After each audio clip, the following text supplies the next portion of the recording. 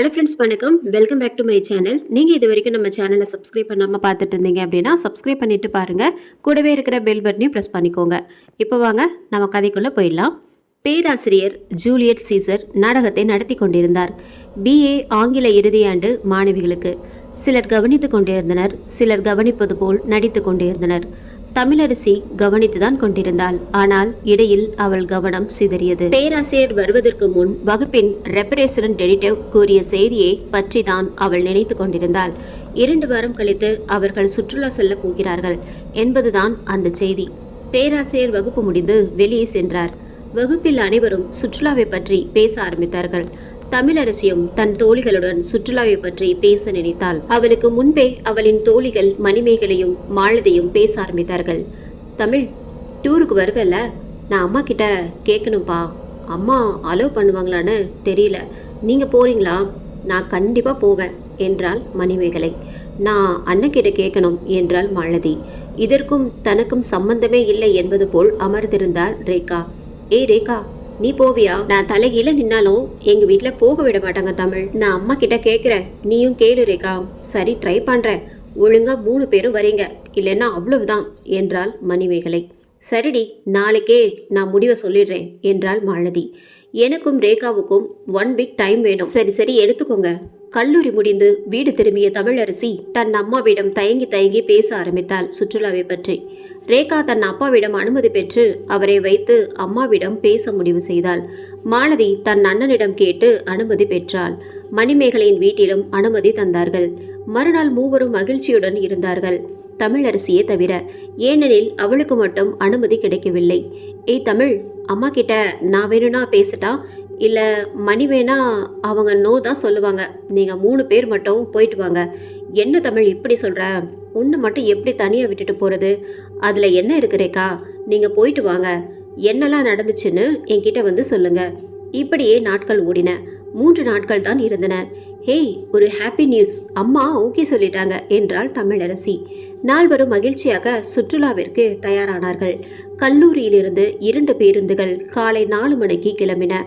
தமிழும் ரேகாவும் முன் இருக்கையில் அமர்ந்தார்கள். மணியும் மாலதியும் அவர்களுக்கு பின் இருக்கையில் அமர்ந்தார்கள். மிகுந்த மகிழ்ச்சியோடு தொடங்கியது அவர்களின் பயணம். இரவு 8 மணிக்கு ஊட்டியில் ஒரு ஹோட்டலுக்கு முன் பேருந்து நின்றது. அனைவரும் இரவு உணவை முடித்துக்கொண்டு அவரவர்களுக்கு வழங்கப்பட்ட அறைக்கு சென்றனர். 8 பேருக்கு ஒரு அறை வழங்கப்பட்டது. உடன் வந்த 4 பேராசிரியர்களுக்கும் தனித்தனி அறை. நால்வரும் தங்கியிருந்த அறையில் இருந்த மற்ற 4 மாணவிகளும் உறங்கிவிட்டனர். இவர்களுக்கு உறக்கம் வரவில்லை. தங்கள் அறையின் பால்கனியில் நின்று கொண்டே இரவின் அழகை ரசித்துக் கொண்டிருந்தனர். செம்ம கிளைமேட்ல சூப்பரா இருக்குப்பா. ஆமா தமிழ், இப்ப சூடா ஒரு டீ குடிச்சா நல்லா இருக்கும். அதானே பார்த்தேன். என்னடா மாலதி, இவ்வளவு குளிர்ல இன்னும் டீயை பத்தி பேசலையேன்னு நினைச்சேன். கரெக்டா பேசிட்ட. போடி, சும்மா கிண்டல் பண்ணாத. இல்லடி, எனக்கு கூட காஃபி குடிக்கணும்னு தோணுதுதான். ஆனா எப்படி வாங்குறது? இந்த ஹோட்டல்ல சாப்பிட எதுவும் இருக்காதே. அதனால தானே நம்ம வேற ஹோட்டல்ல சாப்பாடு சாப்பிட்டு வந்தோம்.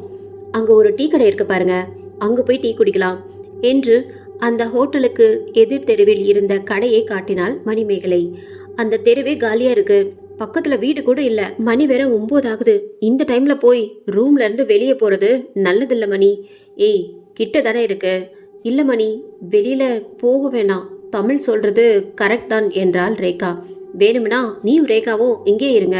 நானும் மாலதியும் போயிட்டு உங்களுக்கும் வாங்கிட்டு வரோம். இல்ல மணி, வேணாம், நாங்களும் வரோம். நீங்க தனியா போக வேணாம். சீக்கிரமா போயிட்டு வந்துடலாம். நான் மட்டும் பர்ஸ் எடுத்துட்டு வரேன். நீங்க எதுவும் எடுத்து வர வேணாம். மிஸ் ஆகிட்டா தேட முடியாது. சரி தமிழ். நால்வரும் முதல் மாடியிலிருந்து இறங்கி கீழே வந்தனர். நடுவில் இருந்த சாலையை கடந்து எதிர்த்தெருவின் முனையில் இருந்த கடைக்கு சென்றனர். அங்கே முதியவர் ஒருவர் அமர்ந்திருந்தார். ரேடியோ பாடிக்கொண்டிருந்தது. மாலதி அவரிடம் சென்று, தாத்தா 2 டீ 2 காஃபி என்றாள். மாலதியும் ரேகாவும் டீயை ருசித்து குடித்தனர். தமிழும் மணியும் காஃபியை சியர் சொல்லி கொண்டு குடித்தனர். பிறகு அவர்கள் மகிழ்ச்சியுடன் அறைக்கு திரும்பினர். உறங்க செல்லும் முன் மாலதி தன் வீட்டிற்கு கால் செய்ய கைபேசியை தேடினாள். ஆனால் அதை காணவில்லை. என் ஃபோனு காணோம்பா. யாராவது பார்த்தீங்களா? உனக்கு இதே வேலை, எப்போ பார்த்தாலும் மொபைலை எங்கேயாவது போட்டுறது. பேக்ல பார்த்தியா? பார்த்துட்டேன் தமிழ், அதில் இல்லை. எப்போ மொபைலை லாஸ்ட்டாக பார்த்த? நம்ம டீ கடைக்கு போனோம்ல, அப்போது என் ஜீன்ஸ் பேக்கெட்டில் தான் இருந்துச்சு. டீ நல்லா இருந்துச்சுன்னு அந்த தாத்தாவுக்கு கிஃப்டாக கொடுத்துட்டியா? ஏய் மணி, நீ வேற விளையாடாத, நான் சீரியஸாக பேசிகிட்டு இருக்கேன். சரி மாலதி, டென்ஷன் ஆகாத. இரு, நான் உனக்கு கால் பண்ணி பார்க்குறேன். நீ ரூமில் எங்கேயாவது மொபைல் ரிங் ஆகுதான்னு பாரு என்றாள் ரேகா. சரி, ரிங் போகுதான்னு பாரு. இல்லை மாலதி, சுவிட்ச் ஆஃப்னு வருது. ஐயோ, நான் மொபைலை தொலைச்சிட்டேன்னு தெரிஞ்சா எங்கள் அண்ணன் என்னை கொன்னுடுவானே. சரி கவலைப்படாதடி, பார்க்கலாம். நம்ம அந்த கடை வரைக்கும் போய் செக் பண்ணலாம். கண்டிப்பா வழியில தான் எங்கேயாவது விழுந்திருக்கும். கைபேசியை தேட மீண்டும் அறையை விட்டு செல்ல முடிவெடுத்தனர் நால்வரும். மணி 2 பேரும் மொபைலை பத்திரமா பேக்ல வச்சுட்டு வாங்க, நான் என்னோட மொபைலை எடுத்துட்டு வரேன் என்றாள் தமிழ். நால்வரும் அறைக்கு வெளியில் இருந்தே கைபேசியை தேடிக்கொண்டே நடுவில் செல்லும் சாலை வரை வந்தனர். இப்போதுதான் எதிரே இருந்த தெருவை பார்த்தனர். பார்த்த நிமிடத்திலே அவர்களை பயம் தொற்றிக்கொண்டது. அந்த தெரு முன்பை விட மயான அமைதியில் இருந்தது. அந்த டீ கடை இப்போது மூடியிருந்தது. அதனால் முன்பிருந்த கொஞ்ச வெளிச்சமும் இப்போது இல்லை. நால்வரின் இதய துடிப்பும் மெதுவாக அதிகரிக்க தொடங்கியது. ஏய், என்னடி இந்த இடம் கொஞ்சம் டெரரா இருக்கு? ஆமா மணி, ரொம்ப இருட்டா வேற இருக்கு. ஏய், ஏண்டி நீங்க வேற வீதியை கலப்புறீங்க? மாலதியே பாவம் டென்ஷனா இருக்கா. தமிழ், இவங்க சொல்ற மாதிரி கொஞ்சம் பயங்கரமா தாண்டி இருக்கு. ஏய் நீயுமா? ஏண்டி நீங்க பயந்து என்னையும் பயமுறுத்துறீங்க? உனக்கு ஃபோன் வேணான்னா சொல்லு, இப்படியே திரும்பி போயிடலாம். இல்லடி இல்லடி, எனக்கு ஃபோன் கண்டிப்பா வேணும். அப்ப பேசாம வா, இல்ல நான் ரூமுக்கு போயிடுவேன். சரி சரி. நடுவில் செல்லும் சாலையின் தமிழின் கைபேசியில் ஒளியில் நால்வரும் மாலதியின் கைபேசியை தேடினர். காற்று பலமாக வீசியது. அந்த ஆள் நடமாட்டம் இல்லாத சாலையில் நடுவே நால்வரும் தங்களின் பயத்தை வெளிக்காட்டிக் கொள்ளாமல் கைபேசியை தேடினர். கைபேசி அங்கு இல்ல. இப்போது சாலையை கடந்து எதிரே இருக்கும் தெருவிற்கு சென்றுதான் ஆக வேண்டும். அதை நினைக்கும் போதே நால்வரின் இதயமும் வெளியில் எகிரி குதித்து தயாராக இருப்பது போல் துடித்தது. இப்போது அந்த தெருவிற்குள் கால் வைத்தனர். திடீரென்று கீ என்று சத்தம் வந்தது. நால்வரும் அதிர்ந்து போனார்கள். தமிழ் பதற்றத்தில் கைபேசியை கீழே போட்டாள். ஒரே நொடியில் நால்வரும் பயத்தில் உறைந்து போனார்கள். தமிழ் கீழே குனிந்து கைபேசியை எடுத்தாள். 1 நியூ மெசேஜ் என்று காட்டியது. அது அவள் அக்கா அனுப்பிய குட் நைட் மெசேஜ். ஹேய், ஒண்ணுமில்லப்பா, பயப்படாதீங்க, மெசேஜ் தான். ரொம்ப சந்தோஷம், வாங்க தேடலாம் என்றாள் மாலதி. அந்த தெருவிற்குள் நுழைந்து கைபேசியை தேடினார்கள். ஒரு வழியாக கைபேசி அந்த பூட்டிய டீ கடை அருகே கிடந்ததை கண்டனர். மாலதி மகிழ்ச்சியுடன் தன் கைபேசியை எடுத்துக்கொண்டாள். நல்ல வேலை, ஃபோன் உடையல, ஆனா சார்ஜ் தான் இல்லை, அதான் ஆன் ஆக மாட்டேங்குது. சரி சீக்கிரம் ரூமுக்கு போயிடலாப்பா, வாங்க என்றாள் ரேகா. அறைக்கு செல்ல போகிற நிம்மதியில் இருந்த நால்வரும் திடீரென்று அவர்கள் பின்னே ஏதோ நிற்பது போல் உணர்ந்தனர். திரும்பி பார்க்க தைரியம் வரவில்லை. என்றாலும் திரும்பித்தான் ஆக வேண்டும். ஏனெனில் அவர்கள் இப்போது டீ கடையை நோக்கிதான் நின்று கொண்டிருந்தார்கள். அவர்களுக்கு பின்புறத்தில்தான் ஹோட்டல் இருக்கிறது. திரும்ப நினைத்தாலும் கால்கள் அசைய மறுத்தன. இப்போது அவர்கள் பின்னாலிருந்து ஒருவித சத்தம் வந்தது. நால்வரும் நடுங்கி போனார்கள். இப்போது அவர்கள் மனதில் துளி அளவும் தைரியமில்லை. பின்னாடி ஏதோ சத்தம் கேக்குதுல என்று அஞ்சிய குரலில் கேட்டால் மணி. மற்ற மூவரும் பேசக்கூட தைரியமின்றி மெதுவாக ஆம் என்பது போல் தலையசைத்தனர். ரேகா தமிழின் கைகளை இறுக்கி பிடித்து கொண்டால் என்ன செய்வதென்று தெரியாமல் நால்வரும் ஸ்தம்பித்து நின்றனர். ஏதோ ஒன்று தங்களை நெருங்குவதை உணர்ந்தபோது இனி அது என்னவென்று அறிந்து கொள்ளாமல் இருப்பது ஆபத்தை உண்டாக்கும் என நினைத்தனர். திரும்பி பார்க்க முடிவு செய்தனர். அவர்கள் திரும்பி பார்த்த பிறகு தாங்கள் ஆபத்தில் சிக்கிக்கொண்டோம் என்பதை உணர்ந்தனர். அவர்கள் முன்னே கருப்பு நிறத்தில் பெரிய நாய் ஒன்று நின்று கொண்டிருந்தது. அது அவர்களின் பாதி உயரத்தில் இருந்தது. அதன் பெரிய கூர்மையான பற்களிலிருந்து ரத்தம் சொட்டியது. அவர்களை கடித்து குதிர்வதைப் போல் சீறிக்கொண்டே மெதுவாக நெருங்கியது. நாய் கடிக்கிறதோ இல்லையோ, பயத்தினாலேயே இதயம் நின்றுவிடும் போல் இருந்தது அவர்களுக்கு. அறையை விட்டு வெளியே வந்தது எவ்வளோ பெரிய தவறென்று இப்போதுதான் அவர்களுக்கு புரிந்தது. என்ன செய்வதென்று தெரியாமல் நால்வரும் திகைத்து நின்றனர். அறைக்கு திரும்பவும் முடியாது, உதவிக்கு யாரையும் அழைக்கவும் முடியாது. இப்போது அவர்களுக்கு ஓடுவதை தவிர வேறு வழி இல்லை. ஓடாமல் நின்று கொண்டிருந்தாலும் அந்த நாய் கடிக்கத்தான் போகிறது. அதற்கு ஓடி அதனிடமிருந்து தப்பிக்க முயற்சிப்பது எவ்வளவோ மேல் என்று அவர்களுக்கு தோன்றியது. தமிழ் ரேகாவின் கையையும் மணி மாலதியின் கையையும் பிடித்து கொண்டனர். ஓடுவதற்கு நால்வரும் தயாரானார்கள். நாயும் அவர்களை துரத்துவதற்கு தயாரானது. அவர்கள் அந்த தெருவிற்குள் நுழைந்து ஓடினார்கள். நாயும் அவர்களை துரத்தி கொண்டே அவர்கள் பின்னே ஓடியது. நாயிடமிருந்து தப்பித்தால் போதும் என்று ஏதேதோ தெருவிற்குள் நுழைந்து ஓடினார்கள். அவர்கள் ஓடிய தெருவில் ஆள் நடமாட்டமே இல்லை. இருட்டாக இருந்தது. நிலவின் ஒளி கொஞ்சம் வெளிச்சத்தை கொடுத்தது. இருபுறமும் மரங்கள் மட்டுமே இருந்தன. தாங்கள் செல்லும் பாதையில் ஆபத்து உள்ளதா, அறைக்கு எந்த வழியில் திரும்பி செல்வது போன்ற கேள்விகளுக்கு இப்போது அவர்களிடம் இடமில்லை. நாயிடமிருந்து தப்பிக்க வேண்டும் என்பது மட்டுமே அவர்களின் குறிக்கோளாக இருந்தது. அவர்கள் மூச்சிறைக்க ஓடினார்கள். அந்த நாயும் அவர்களை விடாமல் துரத்தி கொண்டே வந்தது. அந்த நாய் ஒரு முடிவோடு தான் இருக்கிறதென்று அவர்களுக்கு புரிந்தது. வழியில் ஏதாவது வீடு இருந்தால் அவர்களிடம் உதவி கேட்கலாம், இல்லை மறைந்தாவது கொள்ளலாம். ஆனால் அந்த வாய்ப்பும் அவர்களுக்கு இதுவரை கிடைக்கவில்லை. கொஞ்சம் தூரத்திற்கு பிறகு அவர்களின் இடதுபுறத்தில் ஒரு வீடு தெரிந்தது. அந்த வீடு பெரியதாகவும் கொஞ்சம் பழையதாகவும் இருந்தது. வீட்டை சுற்றி உயரமான மதில் சுவர் இருந்தது. வீடு நடுவில் இருந்தது. வீட்டின் முன் இருபுறமும் மரங்கள் இருந்தன. வீட்டில் மங்கலான விளக்கு எரிந்து கொண்டிருந்தது. வீட்டின் முன் உயரமான இரும்பு கதவு. அந்த வீடு பார்ப்பதற்கு கொஞ்சம் திகிலாதான் இருந்தது. யாராக இருந்தாலும் அந்த இரவு நேரத்தில் அந்த வீட்டின் உள்ளே நுழைய தயங்குவார்கள். ஆனால் இவர்களுக்கோ ஓடி ஓடி மயக்கம்தான் வந்தது. தயக்கம் வரவில்லை. இனி ஓடுவதற்கு அவர்களிடம் தெம்பும் இல்லை. அந்த நாயிடமிருந்து தப்பிக்க அந்த வீட்டின் உள்ளே நுழைந்துதான் ஆக வேண்டும். அந்த வீட்டில் ஆபத்து உள்ளதோ இல்லையோ என்று சிந்திக்க அவர்களிடம் நேரமில்லை. அந்த வீட்டின் இரும்பு கதவு பூட்டப்படாமல் இருந்தது. அதனால் அதை எளிதாக திறந்து கொண்டு உள்ளே ஓடினார்கள். அந்த வீட்டின் இடதுபுற சுவற்றிற்கு மதிலுக்கும் இடையில் இருந்த சந்தில் மறைந்து கொண்டார்கள். அங்கிருந்து அந்த நாய் போய்விட்டதா என்று பார்த்தார்கள். ஆனால் அது அந்த இரும்பு கதவிற்கு வெளியேதான் இருந்தது. கதவை இவர்கள் சாத்திவிட்டு வந்திருந்ததால் அந்த நாயால் உள்ளே நுழைய முடியவில்லை. வெளியிலேயே அமர்ந்து கொண்டு அந்த வீட்டையே பார்த்து கொண்டிருந்தது. என்ன செய்வதென்று தெரியாமல் நால்வரும் அந்த வீட்டின் சுவரில் சாய்ந்தபடி அமர்ந்தார்கள். அவர்களின் இதயம் பயத்தினாலும் நீண்ட தூரம் ஓடியதாலும் அதிவேகமாக துடித்தது. இருப்பினும் இப்போதைக்கு அந்த நாயிடமிருந்து தப்பித்தது அவர்களுக்கு கொஞ்சம் நிம்மதியை தந்தது. ஆனால் அந்த கொஞ்ச நிம்மதியும் கொஞ்ச நேரத்தில் பறிபோகப் போகிறது என்பதை அறியவில்லை. இப்போது அந்த நாய் அந்த இடத்தை விட்டு நகர்வதாய் தெரியவில்லை. ஐயோ, அந்த நாய் அங்கேயேதான் நின்றுட்டு இருக்கு, போகவே மாட்டேங்கிறது. என்ன செய்யறது? ஒன்றும் செய்ய முடியாது தமிழ். அது போகிற வரைக்கும் இங்கேயே தான் வெயிட் பண்ணி ஆகணும். என்ன மாலதி, இவ்வளவு ஈஸியாக சொல்கிற? அந்த நாய் ஒரு வேளை போகவே இல்லைன்னா நைட் ஃபுல்லாக இங்கேயேவா இருக்க முடியும்? நீ சொல்கிறதும் கரெக்டா மணி. கொஞ்ச நேரம் வெயிட் பண்ணி பார்ப்போம். ஒருவேளை அது போகவே இல்லைன்னா என்ன செய்யறதுன்னு யோசிப்போம் என்றாள் தமிழ். அந்த நாய் உள்ள வந்துட்டா என்ன பண்றது? கதவு சாத்தி தானே இருக்கு, அதால உள்ள வர முடியாது ரேகா. ஆனா நம்மளாலேயும் வெளியே போக முடியாதே மாலதி. சரிடி, 10 நிமிஷம் பார்ப்போம். அப்பவும் அது போகலைன்னா அதை எப்படியாவது உள்ள வர வச்சுட்டு நம்ம வெளியில போய் கதவை சாத்திடலாம். பிளான் நல்லா தான் இருக்கு மணி, ஆனா ஒர்க் அவுட் ஆகுமான்னு தான் தெரியல என்றாள் தமிழ். நம்ம ரூமை விட்டு வெளியவே வந்திருக்க கூடாது, பெரிய தப்பு பண்ணிட்டோம் என்று கூறும்போதே ரேகாவின் குரல் தழுத்தழுத்தது. கண்களில் கண்ணீர் வழிந்தது.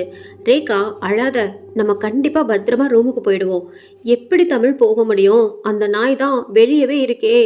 என்னை சமாதானப்படுத்துறதுக்காக சும்மா சொல்லாத. ரூமுக்கு போறது அவ்வளவு ஈஸி இல்லை. எனக்கு திரும்பி போவேன்னு நம்பிக்கையே இல்லை என்று அழுது கொண்டே கூறினாள் ரேகா.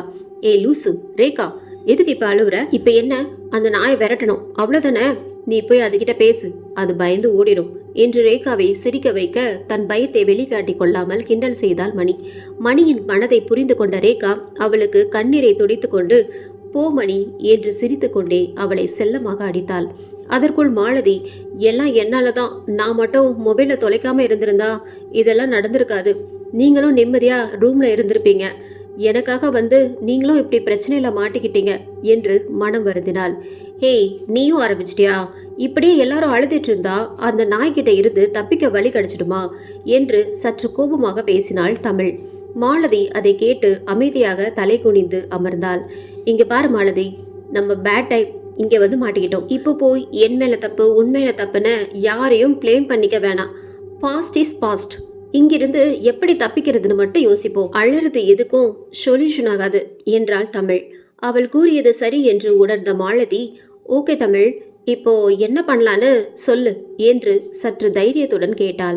அவர்கள் நால்வரும் இப்போது எப்படியும் அந்த நாயிடமிருந்து தப்பித்து தங்கள் அறைக்கு சென்று விடுவோம் என்று நம்பிக்கை வந்தது. ஆனால் அந்த நம்பிக்கை அடுத்த ஓரிரு நிமிடத்திலேயே காணாமல் போனது. அந்த வீட்டின் வாசற்கதவு திறக்கப்பட்ட போது திடீரென ஒரு சத்தம் கேட்டது. அது கதவை திறக்கும் சத்தம் போல் இருந்தது. அவர்கள் அந்த சத்தத்தை கேட்டு அமைதியானார்கள். அது என்ன சத்தம் என்று கவனித்தார்கள். அவர்களுக்கு இப்போது பயம் அதிகரித்தது.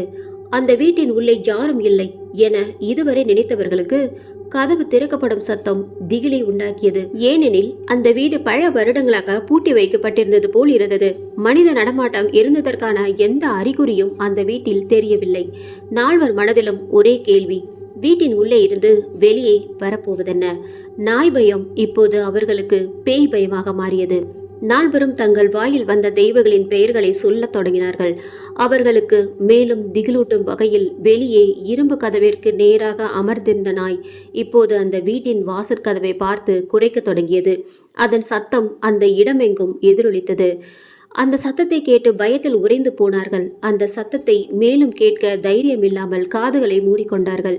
நாய் கண்களுக்கு பேய் தெரியும் என்று யாரோ கூறியது இப்போது அவர்கள் நினைவிற்கு வந்தது. நாயிடமிருந்து தப்பித்து பேயிடம் மாட்டிக்கொண்டோமா என நினைத்தார்கள். காற்று பலமாக வீசியது. அந்த வீட்டின் இருபுறமும் இருந்த மரங்கள் விழுந்துவிடும் அளவிற்கு வேகமாக ஆடின. கீழே கிடந்த சருகுகள் எல்லாம் காற்றினால் பறந்தன. குளிரினாலும் பயத்தினாலும் நடுங்கிய அவர்கள் ஒருவரை ஒருவர் இறுக்கமாக பற்றி கொண்டார்கள். கதவு இப்போது முழுமையாக திறக்கப்பட்டது. உள்ளே இருந்து ஒரு உருவம் வெளியே வந்தது. வாசலை கடந்து கீழே இறங்கி வந்த பிறகுதான் அது ஒரு ஆண் என்று தெரிந்தது அவர்களுக்கு. அந்த வீட்டின் வாசற்கதவு இப்போது திறந்திருந்ததால் வீட்டின் உள்ளே இருந்த விளக்கின் வெளிச்சம் வெளியில் கொஞ்சம் வந்தது. அந்த விளக்கின் வெளிச்சத்தில் அவன் முகம் அவர்களுக்கு தெரிந்தது. அவன் ஒரு 20 அல்லது 25 வயது மதிக்கத்தக்க இளைஞன். அவன் உயரமாக இருந்தான். ஜீன்ஸ் டிஷர்ட் அணிந்திருந்தான். வீட்டின் முன் நின்று சுற்றுமுற்று பார்த்தான். அவனை பார்த்த பிறகு அவன் பேய் அல்ல மனிதன் என்பதை புரிந்து கொண்டு பெருமூச்சு விட்டனர். இப்போது நால்வரும் மனதிலும் இருந்த பேய் பயம் சற்று நீங்கியது. ஏய், மனுஷன்தாப்பா, பேய் இல்ல என்றாள் மணி கொஞ்சம் மகிழ்ச்சியுடன். ஆம் என்றனர் மூவரும். மணி திடீரென அவனை அழைப்பதற்காக எழுந்தாள். தமிழும் மாலதியும் அவள் கைகளை பிடித்து இழுத்து அமர வைத்தனர். ஏய் லூசு, என்னடி பண்ண போற? அந்த அண்ணா கிட்ட போய் ஹெல்ப் கேட்கலாம் தமிழ். அவங்க கிட்ட அந்த நாயை விரட்டி விட சொல்லலாம். அதுக்கப்புறம் அது போனதுக்கு அப்புறமா நம்ம ரூமுக்கு போயிடலாம்ல. ஏய், நிஜமாவே நீ லூசு தாண்டி. அவன் எப்படிப்பட்டவனே தெரியல. அதுக்குள்ள அவன் கிட்ட போய் ஹெல்ப் கேட்கலான்னு சொல்ற. ஒருவேளை அவன் கெட்டவனா இருந்தா என்ன பண்றது? ஏய், அப்படிலாம் இருக்காதடி மணி. கொஞ்சமாவது மெச்சூரிட்டா பிஹேவ் பண்ண. குழந்தை மாதிரி நடந்துக்காத. எல்லோரும் உன்ன மாதிரியே இருக்க மாட்டாங்க. சரி, இப்ப என்ன தாண்டி செய்யணும்னு சொல்ற? இரு, அவன் என்ன பண்றான்னு பாப்போம். அவன் அந்த இரும்பு கதவருகில் சென்றான். அந்த நாய் கதவின் மீது 2 கால்களையும் வைத்து கொண்டு நின்று கொண்டே அவனை பார்த்து குரைக்க ஆரம்பித்தது. அடுத்து நடந்ததை கண்டு அவர்கள் அதிர்ந்து போனார்கள். அவன் அந்த இரும்பு கதவை நோக்கி நடக்க ஆரம்பித்தான். அந்த கதவு கிட்டதான் போறான். அவனை பார்த்து அந்த நாய் ஒரு வேளை ஓடிட்டா அவன் வீட்டுக்குள்ள போனதுக்கு அப்புறம் நம்ம வெளியே போயிடலாம் என்றார் தமிழ். அவனுக்கு அந்த நாயை பார்த்தா பயமா இல்லையா? இரு ரேகா, நான் வேணும்னா போய் கேட்டு வந்து சொல்றேன் என்று கிண்டலாக பேசினாள் மணி. அவன் பயந்தா என்ன, பயப்படலன்னா என்ன, நமக்கு அதுவா முக்கியம்? அந்த நாய் போனா போதும் என்றாள் மாலதி. ஏய், அந்த நாய் இப்போ அவனை பார்த்து கொஞ்சம் வித்தியாசமா குலைக்கிற மாதிரி இருக்குடி. ஏன் தமிழ், நீ வேற அதெல்லாம் ஆராய்ச்சி பண்ணிட்டு இருக்க? இல்ல மணி, எனக்கு தோணுது அது இப்போ கோவமா குலைக்கிற மாதிரி தெரியல. ஐயோ, புதுசு புதுசா ஏதாவது சொல்லி பயமுறுத்தாதுடி என்றாள் ரேகா. அவன் இப்போது அந்த கதவின் முன் நின்றான். அவன் என்ன செய்ய போகிறான் என்பதை பதற்றத்துடன் பார்த்து கொண்டிருந்தனர் நால்வரும். அவன் கதவின் தாழ்பாலை திறக்க போனான். ஐயோ, அவன் கதவை திறக்க போறான்பா. அந்த நாய் வேற அவனுக்கு அடிச்சிட போகுது. ஏன் ரேகா, நமக்கே என்ன ஆக போகுதுன்னே தெரியல. இதுல நீ வேற அவனுக்கு வேற கவலைப்படுறியே. ரொம்ப நல்லபடி என்றாள் மணி. அவன் கதவை திறந்தான். நால்வரின் கண்களும் இப்போது அந்த நாயின் மீதுதான் இருந்தது. அவர்கள் சற்றும் எதிர்பார்க்காத ஒன்று அங்கே நடந்தது. அவன் கதவை திறந்து அந்த நாயின் அருகில் சென்றான். அந்த நாய் இப்போது குரைப்பதை நிறுத்திவிட்டு அவனை பார்த்து வாளை ஆட்டியது. ஏய், என்னடி அது அவனை கடிக்காம வாளை ஆட்டுது? நான் தான் சொன்னேன்ல மாலதி, அது கோவமா குலைக்கிற மாதிரியே தெரியலன்னு. நீங்க தான் நம்பவே இல்லை என்றாள் தமிழ். அது ஒருவேளை நல்ல நாய் தானோ? நாம தான் தேவையில்லாம பயந்து ஓடி வந்துட்டோமோ? ரேகா, அதை பார்த்தா உனக்கு நல்ல நாய் மாதிரி தெரியுதா? அது வாயிலிருந்து ரத்தம் ஊதிச்சே, மறந்துட்டியா? அது யாரையோ கடிச்சிட்டு தான் வந்திருக்கு. அதுகிட்ட நம்ம மாட்டியிருந்தோம், நம்மளை அப்படியே கவ்விட்டு போயிருக்கோம் என்றாள் மணி. அவன் அந்த நாயிடம் பேச ஆரம்பித்தான். ஜானி, எங்க போன? ஏன் இவ்வளோ நேரம் வரல? உன்னை யாரும் பார்க்கலல்ல என்று கேட்டான். அதற்கு அந்த நாய் பதில் கூறுவது போல் குரைத்தது. அதை பார்த்து, ஐயோ, அது அவனோட நாய் தாண்டி என்றாள் தமிழ். ஆமாடி, நாய்கிட்ட இருந்து தப்பிக்கிறத நினச்சிக்கிட்டு அதோட வீட்லேயே வந்து மறைஞ்சுக்கிட்டு இருக்கோமே, ஐயோ என்றாள் மாலதி. அவன் அந்த நாயின் பதிலை கேட்ட பின், எனக்கு ஒன்றும் இல்லடா, நான் நல்லா தான் இருக்கேன், நீ கவலைப்படாத, உள்ளவா, முடிக்க வேண்டிய வேலை இன்னும் நிறைய இருக்கு என்று மர்மமாக பேசினான். போச்சு, நாம செத்தோம் என்றாள் ரேகா. என்னடி, ஏதோ வேலை இருக்குன்னு சொல்றான்? ஐயோ கடவுளே என்றாள் மணி. இப்போது நால்வரும் அவன் நிச்சயம் நல்லவனாக இருக்க மாட்டான் என நினைத்தார்கள். மேலும் அவன் அந்த நாயிடம் பேசிய மர்மமான வார்த்தைகள் அவர்களுக்கும் கடும் பயத்தை உண்டாக்கியது. இப்போது அந்த நாய் உள்ளே நுழைந்தது. அவன் அந்த இரும்பு கதவை பூட்டி சாவியை தன் டிஷர்ட் பாக்கெட்டில் போட்டுக்கொண்டான். இரும்பு கதவு பூட்டப்பட்டு இப்போது சாவி அவன் டிஷர்ட் பாக்கெட்டில் இருந்தது. நால்வரும் அதை சற்றும் எதிர்பார்க்கவில்லை. அவர்களுக்கு இப்போதுதான் புரிந்தது, இதுவரை அந்த நாய் அவர்களுக்காக அந்த கதவின் முன் காத்திருக்கவில்லை, அவனுக்காகத்தான் காத்திருந்ததென்று. மேலும் அந்த கதவு அந்த நாய் திரும்பி வருவதற்காகத்தான் திறந்திருந்தது என்று அவர்கள் தங்கள் முட்டாள்தனத்தை எண்ணி நொந்து கொண்டார்கள். இனி அந்த வீட்டில் இருந்து தப்பிப்பது முடியாத ஒன்றாய் அவர்களுக்கு தோன்றியது. இன்னும் என்னென்ன அதிர்ச்சிகளும் ஆபத்துகளும் தங்களுக்காக காத்திருக்கின்றதோ என்று எண்ணி அஞ்சினார்கள். அந்த நாய் அவனுடையது என்று தெரிந்த அடுத்த நிமிடமே அந்த நாய் மீது இருந்த பயம் அவர்களுக்கு இப்போது அவன் மீதும் வந்தது. அவன் அந்த நாயிடம் பேசிய மர்மமான வார்த்தைகள் அவன் நிச்சயம் ஏதோ தவறு செய்கிறான் என்று அவர்களை எண்ண வைத்தது. அவர்களுக்கு இருந்த ஒரே நிம்மதி, அந்த நாய் அவர்கள் எங்கே மறைந்திருக்கிறார்கள் என்று கவனிக்கவில்லை. அதனால் அவனும் அவர்கள் அங்கே மறைந்திருப்பதை அறியவில்லை. மேலும் அவனுக்கு அதையெல்லாம் கவனிக்க நேரமில்லை. அவனுக்கு அதைவிட முக்கியமான வேலை இருந்தது. நால்வரும் இப்போது பேச வார்த்தையின்றி அமர்ந்திருந்தார்கள். அவர்களுக்கு நன்றாக புரிந்தது, அவர்களின் நிலைமை. அவனுக்கு தெரியாமல் அந்த வீட்டிலிருந்து தப்பிப்பது நடக்காத காரியம். மேலும் அவனால் அவர்களுக்கு எந்த ஆபத்து நேர்ந்தாலும் அவர்களை காப்பாற்ற யாரும் இல்லை. அவன் அந்த நாயை அழித்து கொண்டு வீட்டின் உள்ளே சென்றான். வீட்டின் உள்ளே எதையோ தேட ஆரம்பித்தான். உள்ளே என்ன நடக்கிறதென்று அவர்களால் பார்க்க முடியவில்லை. ஐயோ, நல்லா மாட்டிக்கிட்டோம் என்றாள் ரேகா. நம்மளால இங்கிருந்து தப்பிக்க முடியாது, யாராவது நம்மளை காப்பாற்ற வந்தாதான் இங்கிருந்து போக முடியும். ஆமா மாலதி, நம்ம சாருக்கு இல்லை மேமுக்கு கால் பண்ணி எல்லாத்தையும் சொல்லி ஹெல்ப் கேட்கலாம். அவங்க எவ்வளோ திட்டினாலும் பரவாயில்ல, நம்மளாவே யாரும் ஹெல்ப்பும் இல்லாமல் இங்கிருந்து தப்பிக்கணும்னு நினச்சா அது கண்டிப்பாக நடக்காது. சரி மணி, இப்போ நமக்கு இருக்கிற ஒரே வழி அதுதான். மாலதி, நீ கால் பண்ண. ஏய் தமிழ், என் ஃபோனில் தான் சார்ஜ் இல்லையே, ஆன் கூட ஆக மாட்டேங்குது, நீ தான் கால் பண்ணணும். ஓ ஆமால, நான் மறந்துட்டேன், இரு நானே பண்ணுறேன். நம்பர் சொல்லு. ஏய் என்னடி, என்ன நம்பர் கேட்குற? எனக்கு எப்படி தெரியும்? ஃபோன் தான் ஆன் ஆகலையே. ஐயோ, என்கிட்ட எந்த சார் நம்பரும் இல்லையே. சரி பரவாயில்ல, ரெப்புக்கு கால் பண்ணு, அவ சார்கிட்ட கொடுப்பா. ஏய், என்கிட்ட உங்கள் 3 பேர் நம்பரை தவிர யார் நம்பரும் இல்லடி. ஐயோ, எங்கள் மொபைல் ரூமில் சைலண்டில் இருக்குடி என்றாள் மணி. ஹேய் சாரிப்பா, இப்போ என்ன பண்ணுறது? சரி விடு தமிழ் என்றாள் மாலதி. போலீஸ்க்கு வேணும்னா கால் பண்ணலாமா? இல்லை ரேகா, அதெல்லாம் சரியாக வராது, பெரிய பிரச்சனை ஆகிடும். பிரின்ஸ்பலுக்கு தெரிஞ்சா நம்மளோட சேர்த்து நம்ம கூட வந்த சார் மேமையும் திட்டுவாங்க. நம்மளால் எல்லோருக்கும் பிரச்சனை வரும், இது பெரிய இஷ்யூவாக ஆகிடும். கரெக்டாக தமிழ், ஆனால் நம்ம விடியறதுக்குள்ளே ரூமுக்கு போகலைன்னா அவங்க நம்மளை தேட ஆரம்பிச்சிடுவாங்க, அப்போது பிரச்சனை இன்னும் பெருசாகிடும் என்றாள் மாலதி. ஐயோ, இப்போ என்ன தான் பண்ணுறது என்று கேட்டாள் ரேகா. இப்போது அவன் வீட்டை விட்டு வெளியே வந்தான். ஏய் அமைதியா இருங்க, அவன் வெளியில் வந்துட்டான் என்று எட்டி பார்த்து கொண்டே கூறினாள் மணி. அவன் இப்போது வீட்டின் வலதுபுறம் இருந்த சந்தில் கைபேசியின் ஒளியில் எதையோ தேடினான். நால்வரும் இடதுபுற சுவரில் சாய்ந்தபடி மெதுவாக எட்டி பார்த்தார்கள். அவன் தேடியது அங்கே கிடைக்காததால் இப்போது அவன் அவர்கள் மறைந்திருக்கும் இடதுபுறத்தை நோக்கிதான் வந்து கொண்டிருந்தான். அவன் எதையோ பரபரப்பாக தேடிக்கொண்டிருந்தான். அவன் தேடியது வீட்டின் உள்ளேயும் வலதுபுறத்திலும் கிடைக்காததால் இப்போது இடதுபுறத்தில் தேட நினைத்தான். அவன் அந்த வீட்டிற்கு ஓரிரு முறை மட்டுமே வந்திருந்ததால் அந்த பொருட்களை எங்கே பார்த்தான் என்று அவனுக்கு சரியாக நினைவில்லை. மேலும் அவன் இருந்த பதற்றமான மனநிலையில் அது அவன் நினைவுக்கு வரவில்லை. அவர்கள் மறைந்திருந்த இடதுபுறத்தில் நிறைய பொருட்கள் கிடந்தன. அவர்களுக்கு இப்போது புரிந்தது, அவன் அங்கே கிடக்கும் பொருட்களில் ஏதோ ஒன்றை தான் தேடுகிறான் என்று. ஏய், அவன் இங்கதான் வரான் என்றாள் மணி பதற்றத்துடன். அந்த சந்தின் முனையில் நின்றிருந்த நால்வரும் இப்போது அந்த சந்தின் உள்ளே மெதுவாக சென்றனர். எந்த பொருளையும் இடித்து விடாமல் பயத்தோடு உள்ளே சென்று மறைந்து கொண்டனர். அவன் இப்போது இடதுபுறத்தை நெருங்கினான். நால்வரும் கைகளால் வாயை மூடிக்கொண்டு மூச்சு விடுவதற்கு கூட அஞ்சினார்கள். அவன் இப்போது கைபேசியின் ஒளியில் அவர்கள் மறைந்திருக்கும் சந்தின் முனையில் கிடந்த பொருட்களில் தனக்கு தேவையான பொருட்களை தேட ஆரம்பித்தான். அவன் தேடுகின்ற பொருள் அங்கேயே கிடைத்துவிட வேண்டும். அவன் ஓர் அடி கூட உள்ளே வந்துவிடக்கூடாது என்று அவர்கள் வேண்டிக் கொண்டார்கள். ஆனால் அவன் தேடிக்கொண்டே மெதுவாய் உள்ளே நுழைந்தான். அந்த இடம் இருட்டாக இருந்ததால் அவனால் அவர்களை பார்க்க முடியவில்லை.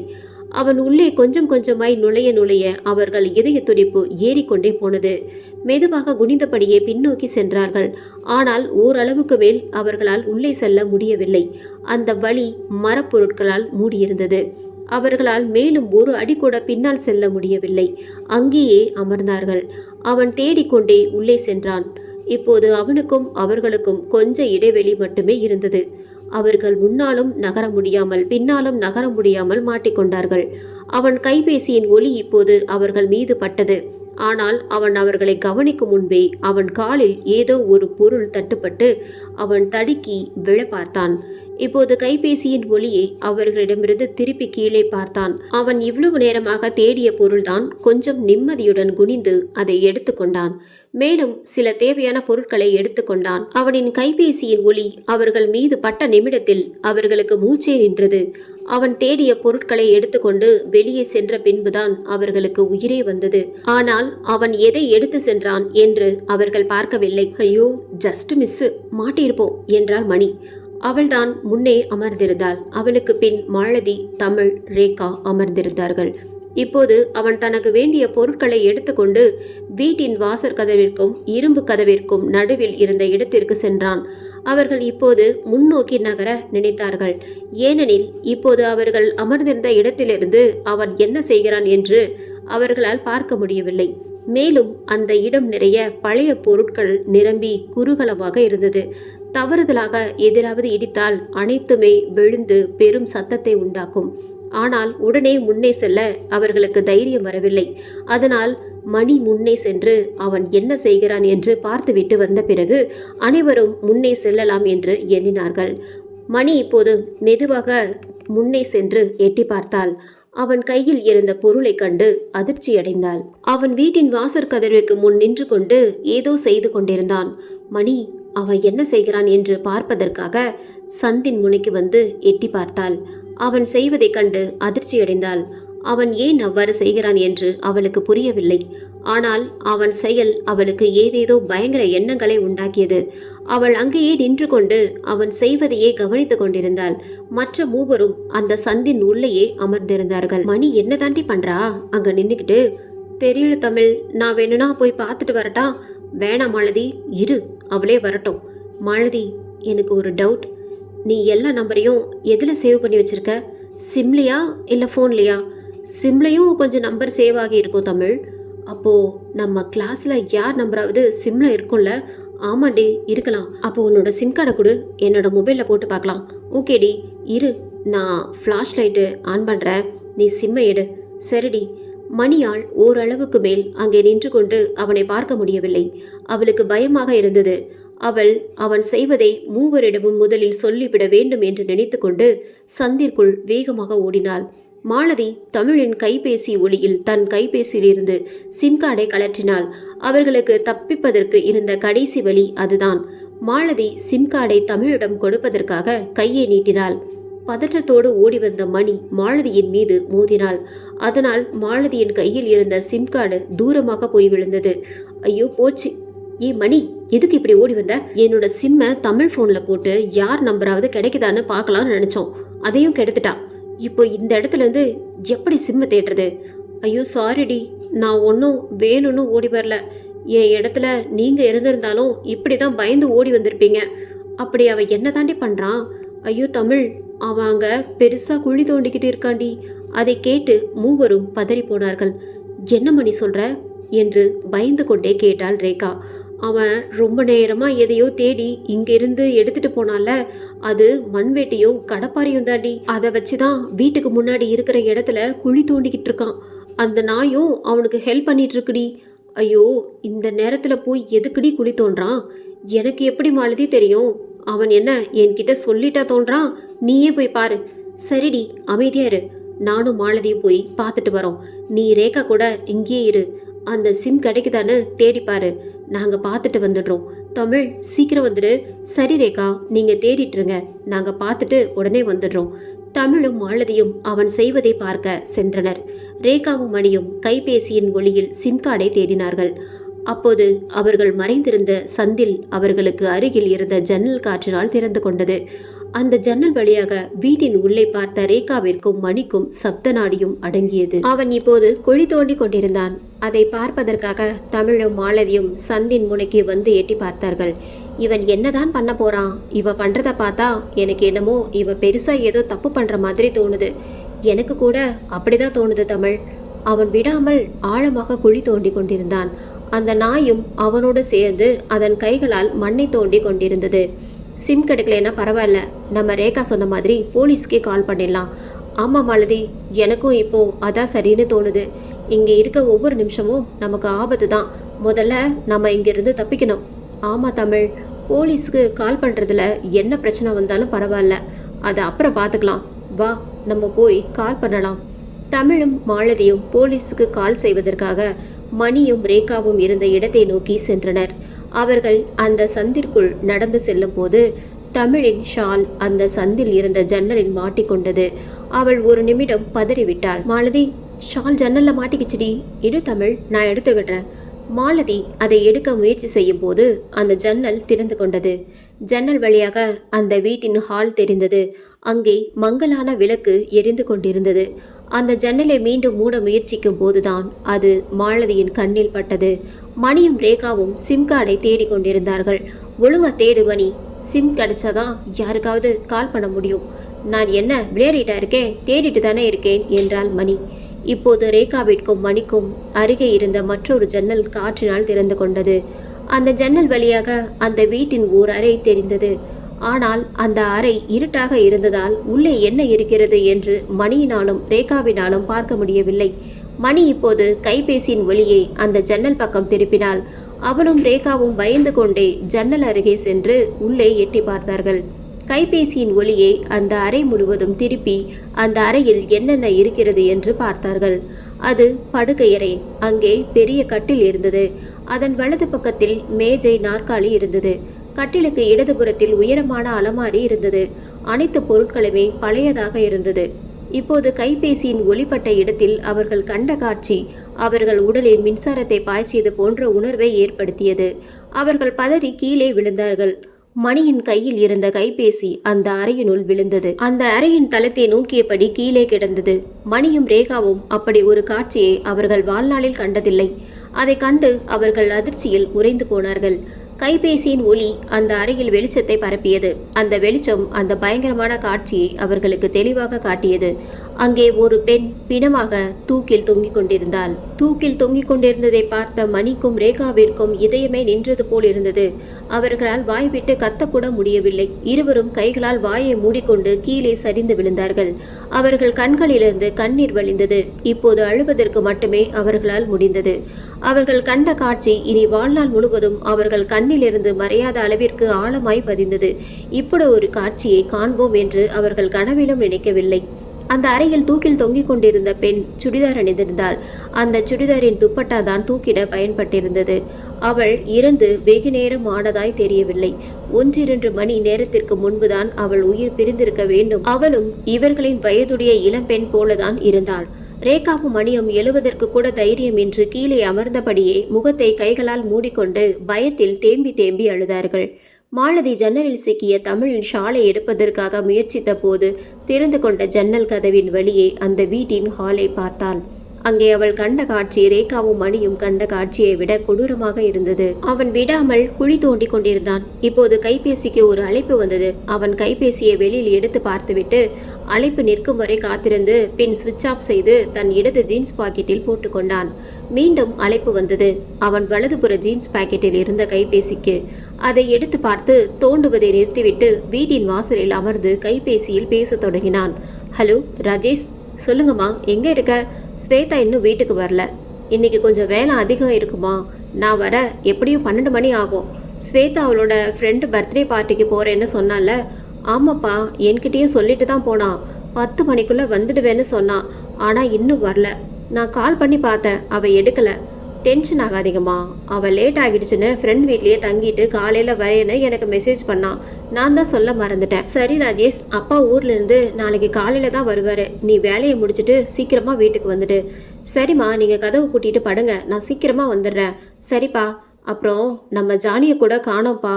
சாப்பாடு வைக்கலான்னு தேடி பார்த்தேன், எங்கே போச்சுன்னே தெரியல. நான் இன்னும் வீட்டுக்கு வரலன்னு தெரு முனையில் எனக்காக வெயிட் பண்ணிட்டு இருப்பான். நான் வரும்போது கூட்டிகிட்டு வரேம்மா. சரி ராஜேஷ், பார்த்து வா, நான் வச்சிடுறேன். சரிம்மா என்று கூறிவிட்டு அழைப்பை துண்டித்தான். அந்த வீட்டின் ஹால் பெரியதாக இருந்தது. அங்கே 2 சோஃபாக்கள் இருந்தன.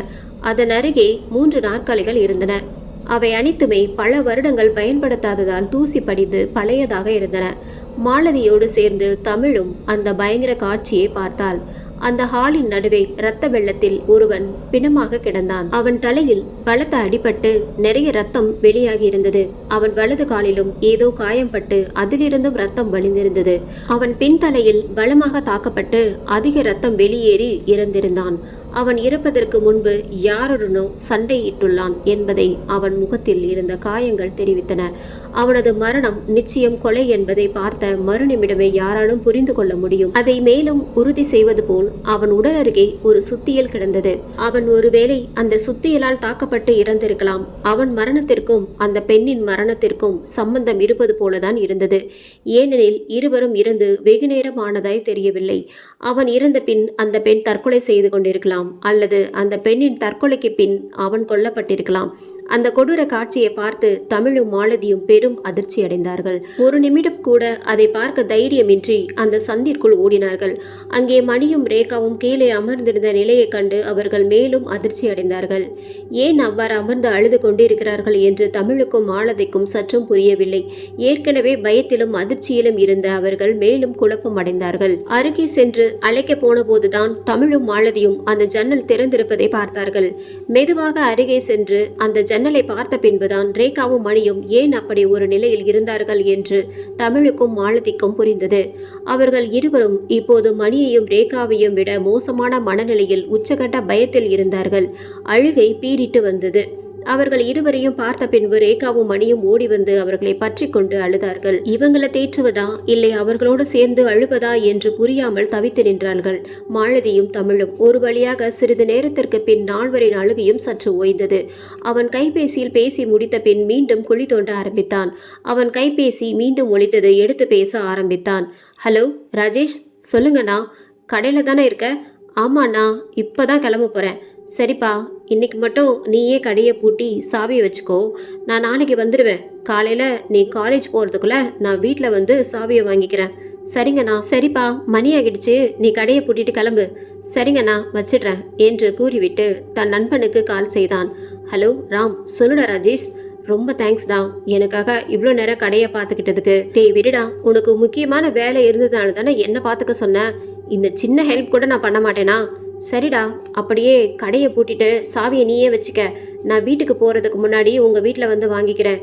டேய், சாவியை நீ கொடுத்துட்டு போகலையே, எங்கே சாவி இருக்கு? ராஜேஷ் தன் ஜீன்ஸ் பாக்கெட்டுக்குள் கையை நுழைத்து தேடினான். சாவி அவன் பாக்கெட்டில் தான் இருந்தது. ராஜேஷ் அவன் வேலை செய்யும் கடையின் சாவியை தன் நண்பனிடம் கொடுத்துவிட்டு வர மறந்துவிட்டான். சாரிடா ராம், சாவியை உன்கிட்ட கொடுத்துட்டு வர மறந்துட்டேன். சரிடா, பரவாயில்ல, நீ சாவி எடுத்துக்கிட்டு வா, நான் வெயிட் பண்ணுறேன். சரிடா, 10 நிமிஷத்துல வர. ராஜேஷ் இப்போது வெளியே சென்றுதான் ஆக வேண்டும். அவனால் அவன் நண்பனை அந்த வீட்டிற்கு அழைத்து சாவியை வாங்கி கொள்ள சொல்ல முடியாது.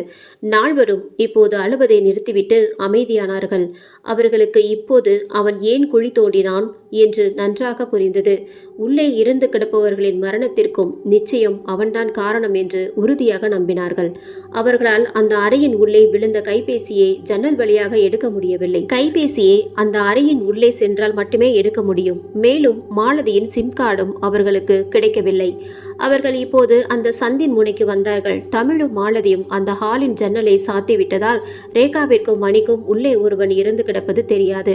தமிழும் மாலதியும் அதை அவர்களிடம் சொல்ல விரும்பவில்லை. அவர்கள் ஏற்கனவே அந்த பெண்ணின் பிணத்தை கண்ட அதிர்ச்சியிலிருந்து மீளாத போது இதையும் சொல்லி அவர்களை மேலும் பயமுறுத்த அவர்கள் விரும்பவில்லை. அவன் மண்வெட்டியையும் கடப்பாரையும் ஒரு ஓரமாக வைத்துவிட்டு வீட்டின் உள்ளே சென்று வாசற்கதவின் சாவியை எடுத்துக்கொண்டு ஹாலின் விளக்கை அணைத்துவிட்டு வெளியே வந்து கதவை பூட்டினான். அவன் என்ன செய்கிறான் என்பதை பயத்துடனும் குழப்பத்துடனும் பார்த்தனர் நால்வரும். அவன் இப்போது வீட்டின் வெளியே சென்று இரும்பு கதவை பூட்டினான். அந்த இரும்பு கதவிற்கு வெளியே வலது பக்கத்தில் நிறுத்தி வைக்கப்பட்டிருந்த தன் பைக்கை எடுத்தான். அந்த நாயும் அவனுடன் பைக்கில் அமர்ந்து கொண்டது. அவன் அந்த கடையை நோக்கி கிளம்பினான். அவன் பைக்கில் ஏறி செல்வதை நால்வரும் மறைந்திருந்து பார்த்தனர். அவன் அந்த தெருவை தாண்டி சென்று விட்டான் என்பதை உறுதி செய்து கொண்ட பின் நால்வரும் வெளியே வந்தனர். அந்த வீட்டின் உள்ளே ஓடி வரும்போது அங்கே ஒரு பைக் நின்றிருந்ததை அவர்கள் கவனிக்கவில்லை. இப்போது அதைத்தான் பார்த்தார்கள். அவன் திரும்பி வருவதற்குள் அங்கிருந்து தப்பித்தாக வேண்டும். அவன் எவ்வளவு தூரம் சென்றிருக்கிறான், எவ்வளவு நேரத்திற்குள் திரும்பி வருவான் என்பதை பற்றி எதுவும் தெரியாததால் இனி ஒரு நொடியை கூட வீணாக்காமல் அங்கிருந்து தப்பிக்க வேண்டும் என்று நால்வரும் நினைத்தார்கள். அந்த நாயையும் அவன் தன்னுடன் அழைத்து சென்றது அவர்களுக்கு தப்பிக்க கிடைத்த கடைசி வாய்ப்பு என எண்ணினார்கள். அவன் வருவதற்குள் எப்படியும் தப்பித்தாக வேண்டும் என்று நால்வரும் அந்த வீட்டிலிருந்து வெளியே செல்ல வேறு வழி ஏதாவது இருக்கிறதா என்று தேட ஆரம்பித்தார்கள். அந்த வாசற்கதவை திறக்க முயற்சி செய்தார்கள். ஆனால் திறக்க முடியவில்லை. அந்த இரும்பு கதவின் பூட்டை உடைக்க முயற்சி செய்தார்கள். ஆனால் பலனில்லை. அந்த கதவின் மீதும் ஏறவும் முடியவில்லை. அது உயரமாக இருந்தது. வேறு வழியின்றி அந்த வீட்டின் வலதுபுற சந்திற்குள் நுழைந்தார்கள். அந்த வழி மூடப்படாமல் இருந்தது. அது அவர்களை அந்த வீட்டின் பின்புறம் கொண்டு சென்றது. வீட்டின் பின்புறம் தோட்டம் இருந்தது. அவர்கள் நிலவின் ஒளியின் துணையோடு மனம் முழுவதும் பயத்தோடும் அந்த தோட்டத்தில் கால் வைத்தார்கள். அந்த தோட்டத்தில் இருந்த மரங்கள் நிலவின் ஒளியில் திகிலாக காட்சியளித்தன. அந்த தோட்டம் முழுவதும் உதிர்ந்து போன இலைகளால் நிரம்பியிருந்தது. ஒவ்வொரு அடி எடுத்து வைக்கும் போது அந்த சருகுகளால் சத்தம் கேட்டது. வழி தேடி செல்கிறோமா இல்லை மேலும் ஆபத்தை நோக்கி செல்கிறோமா என்ற குழப்பத்திலும் பயத்திலும் ஒவ்வொரு அடியாக முன்னேறி சென்றார்கள். மிகுந்த அச்சத்தோடும் நால்வரும் உள்ளே சென்றனர். இருபுறமும் மரங்கள் இருக்க நடுவில் ஒரு பாதை செல்ல அந்த தோட்டம் காடு போல் காட்சியளித்தது. அந்த பாதையில் நடந்து செல்லும் போது ரேகாவின் மீது ஏதோ விழுந்தது. அவள் ஆவென அலறினாள். அவளோடு சேர்ந்த மற்ற மூவரும் கூட அதிர்ந்து போனார்கள். ஆனால் அவள் மேல் விழுந்ததென்ன என்று நால்வரும் பார்த்தனர். அது காய்ந்து போன இலை. அதை கண்டு பெருமூச்சு விட்டனர். அந்த மரங்களை கடந்து சென்ற பின் பாதை விரிந்தது. இப்போது இருபுறமும் மரங்கள் இல்லை. அந்த அகண்ட இடம் சிறு சிறு செடிகளாலும் புல்லாலும் நிரம்பியிருந்தது. அதை தாண்டி கொஞ்ச தூரத்தில் சிறு மதில் சுவர் தெரிந்தது. அது அந்த தோட்டத்தின் எல்லையை குறிப்பதற்காக கட்டப்பட்டிருந்தது. மதில் சுவருக்கு அந்த பக்கம் இருக்கும் இடம் அந்த வீட்டிற்கு சொந்தமானதல்ல. இப்போது அவர்களுக்கு கொஞ்சம் மகிழ்ச்சி பிறந்தது. அந்த மதில் சுவர் ஏறும் அளவிற்கு சிறியதாக தான் இருந்தது. அதன் மீது ஏறி அந்த பக்கம் குதித்து அந்த வீட்டிலிருந்து தப்பித்து விடலாம் என எண்ணினார்கள். ஆனால் அந்த பக்கம் என்ன இருக்கிறது என்று தெரியவில்லை. அந்த பக்கம் சென்றால் எந்த வழியே சென்று சாலையை அடைவதென்றும் தெரியவில்லை. இருப்பினும் அங்கிருந்து தப்பிக்க இருக்கும் ஒரே வழி அதுதான் என்பதால் சிறிது தயக்கத்திற்கு பின் நால்வரும் மதில் மீது ஏறி அந்த பக்கம் குதிக்கலாம் என்று முடிவு செய்தனர். ராஜேஷ் வேகமாக பைக்கை ஓட்டிக்கொண்டு அவன் வேலை செய்யும் அந்த டிபார்ட்மெண்ட் ஸ்டோரை அடைந்தான். அங்கே அவன் நண்பன் அவனுக்காக காத்திருந்தான். அவன் வண்டியை நிறுத்திவிட்டு இறங்கி உள்ளே சென்றான். சாரிடா ராம், கொஞ்சம் லேட் ஆயிடுச்சு. பரவாயில்ல விடுடா. ஆமா, என்ன ஜானியும் உன் கூட தான் இருக்கானா? ஆமாண்டா, இப்போ வரும்போது தான் வீட்டு பக்கத்தில் நின்றுட்டு இருந்தான். நான் தான் துணையா இருக்கும்னு கூட்டிட்டு வந்தேன். சரிடா, நான் கிளம்புறேன்.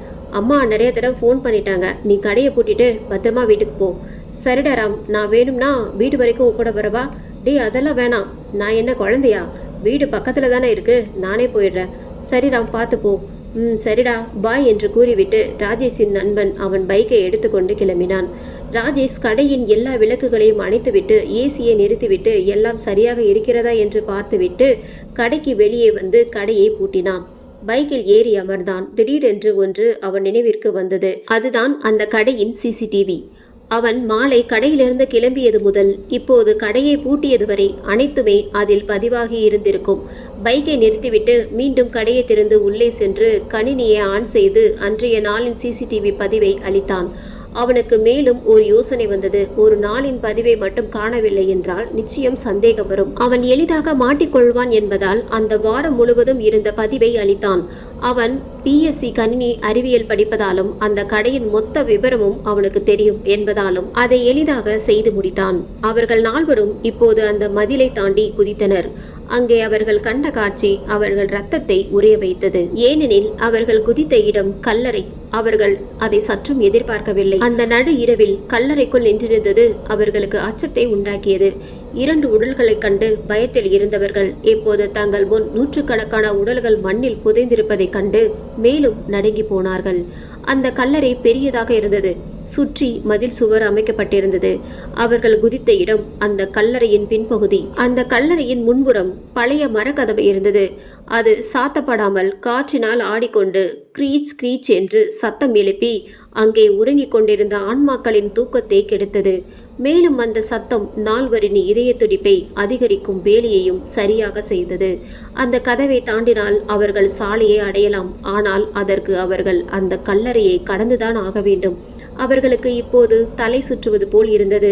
அந்த கல்லறையை கடந்தால் சாலையை அடைந்து தப்பித்து விடலாம். ஆனால் அதை கடந்து செல்லும் தைரியம் இருக்கிறதா என்று தெரியவில்லை. மீண்டும் அந்த மதிலை தாண்டி குதித்து வீட்டின் உள்ளே சென்றாலும் தப்பிக்க வழியில்லை.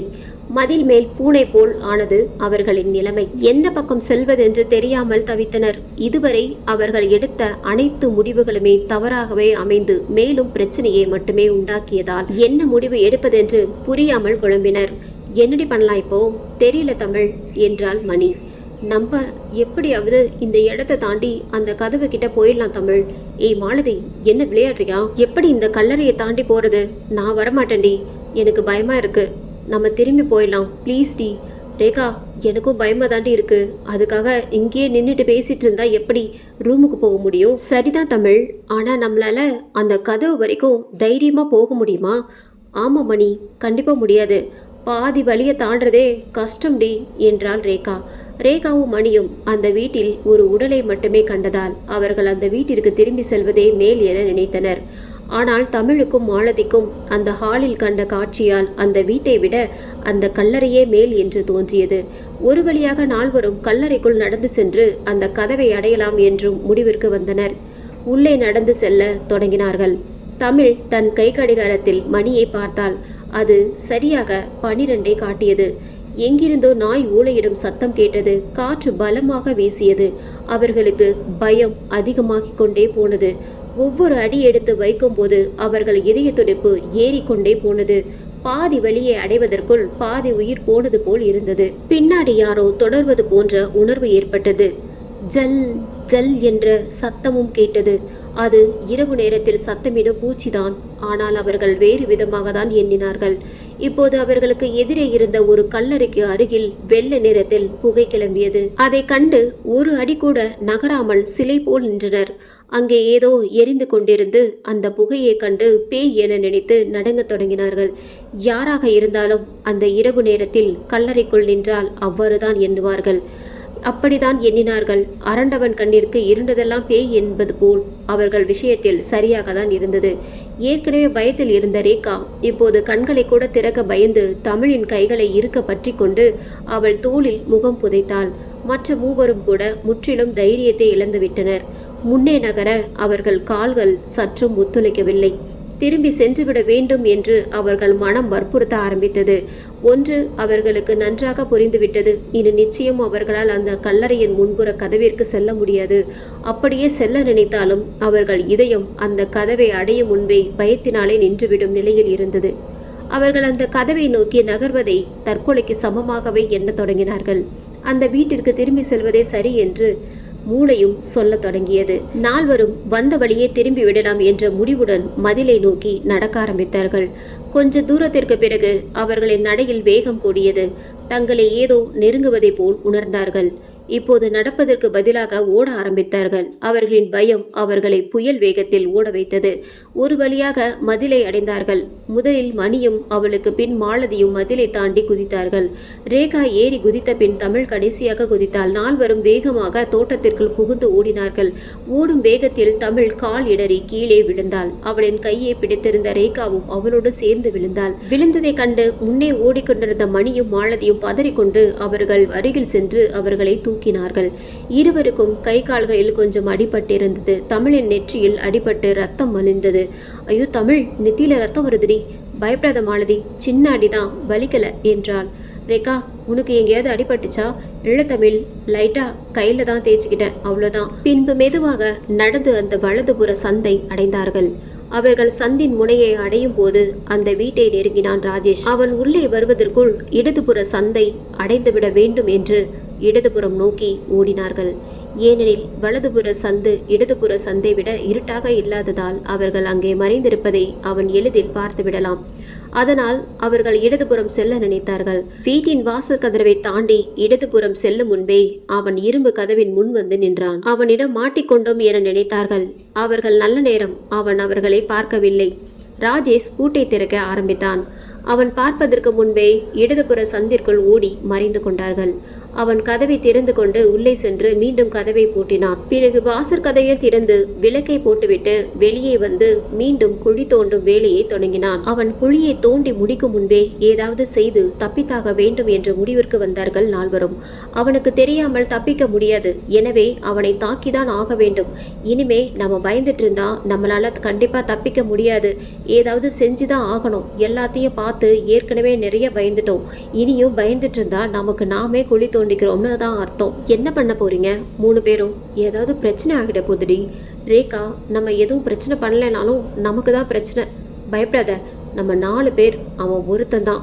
ஏதாவது பண்ணி தப்பிக்க முயற்சி பண்ணி தான் ஆகணும். சரி தமிழ், ஆனா எதை பண்ணாலும் யோசிச்சு சரியா பண்ணணும். ரேகா, இப்படிதான் தைரியமா இருக்கணும். என்ன பண்ண போறோம்னு எல்லோரும் சேர்ந்தே முடிவு பண்ணலாம் என்றாள் தமிழ். திட்டத்தை செயல்படுத்த முதலில் அந்த நாயை அவனிடமிருந்து பிரிக்க வேண்டும். அதற்கு ஒரு திட்டம் போட்டார்கள். அவன் குழியை தோண்ட அந்த நாயும் உதவி கொண்டிருந்தது. அவன் அந்த நாயிடம், ஜானி, நீ தோண்ட வேணாம், நானே பண்ணிக்கிறேன், ஓ மேலெல்லாம் மண்ணாகுது, நீ போய் அங்கே உட்காந்துக்கோ என்று கூறி அதன் தலையை செல்லமாக வருடினான். அது அவன் சொன்னதை புரிந்து கொண்டு வாசற் கதவின் படியில் ஏறி அமர்ந்து கொண்டது. அதை கண்டு அவர்கள் மகிழ்ச்சி அடைந்தார்கள். ஏனெனில் இதுவரை அந்த நாய் அவன் கண்ணெதிரே தான் இருந்தது. அதனால் அது எங்கே சென்றாலும் அதை அவன் கவனித்திருப்பான். ஆனால் இப்போது அந்த நாய் அவன் பின்னே இருந்த படியில் அமர்ந்து இருக்கிறது. அவன் இரும்பு கதவை நோக்கியபடி நின்று கொண்டுதான் குழி தோண்டி கொண்டிருக்கிறான். எனவே இப்போது அது அவன் கண் பார்வையில் இல்லை. அதுவே அவர்களுக்கு கிடைத்த சரியான சந்தர்ப்பம். அதை பயன்படுத்தி கொள்ள முடிவு செய்தார்கள். ஒரு யோசனை தோன்றியது. ஆனால் அதை மிகவும் கவனமாக செய்ய வேண்டும். அந்த திட்டத்தில் சிறு தவறு நேர்ந்தாலும் அவன் அவர்களை பார்த்து விடுவான். அந்த திட்டத்தில் நிறைய சிக்கலும் இருந்தது. அந்த திட்டம் அவர்களை நினைத்தபடியே தான் நடக்கும் என்று அவர்களால் உறுதியாக நம்ப முடியவில்லை. ஆனாலும் வேறு வழி இல்லாததால் அதை செய்ய முடிவு செய்தார்கள். இந்த பிளான்ல கொஞ்சம் டைமிங் மிஸ் ஆனாலும் நம்ம அவன்கிட்டையும் அந்த நாய்கிட்டையும் மாட்டிப்போம். ஆமாம் தமிழ், ரொம்ப ரிஸ்கான பிளான் தான். சரியாக வருமான டவுட் தான். வேற வழி இல்லை மாலதி, பண்ணி தான் ஆகணும் என்றாள் மணி. சரி, யார் பண்ண போகிறோம்? ரேகா, நீயும் நானும் தான் பண்ண போகிறோம். என்னது, நானா? வேணாம் தமிழ், நான் ஏதாவது சொதப்பிட போகிறேன். இல்லை ரேகா, நீயும் நானும் அந்த நாயை பார்த்துக்கலாம். மணியும் மாலதியும் அவனை பார்த்துக்குவாங்க. அதுதான் சரியாக வரும். சரி, ஆனால் நீ இங்கேயே இரு, நான் கதவு கிட்ட போகிறேன், சரியா? நம்ம கரெக்டாக பண்ணிட்டா மணியும் மாலதியும் மிச்சத்தை பார்த்துக்குவாங்க. சரி தமிழ் என்றாள் ரேகா. மணி, மாலதி, நீங்கள் ரெடியா? தேவையானதை எடுத்துக்கோங்க. நான் ஓகே சொன்னதோ நீங்கள் அவன்கிட்ட போங்க, சரியா? சரிடி, நாங்கள் ரெடி, பக்காவாக பண்ணிடலாம். ரேகாவை அந்த ஹாலிற்கு நேராக இருந்த ஜன்னலுக்கு அருகில் அழைத்து சென்று அதை திறந்து காட்டினாள் தமிழ். அதை பார்த்து ரேகா அதிர்ந்து போனாள். ரேகா, பயப்படாத, நானும் மாலதியும் இதை ஏற்கனவே பார்த்துட்டோம்.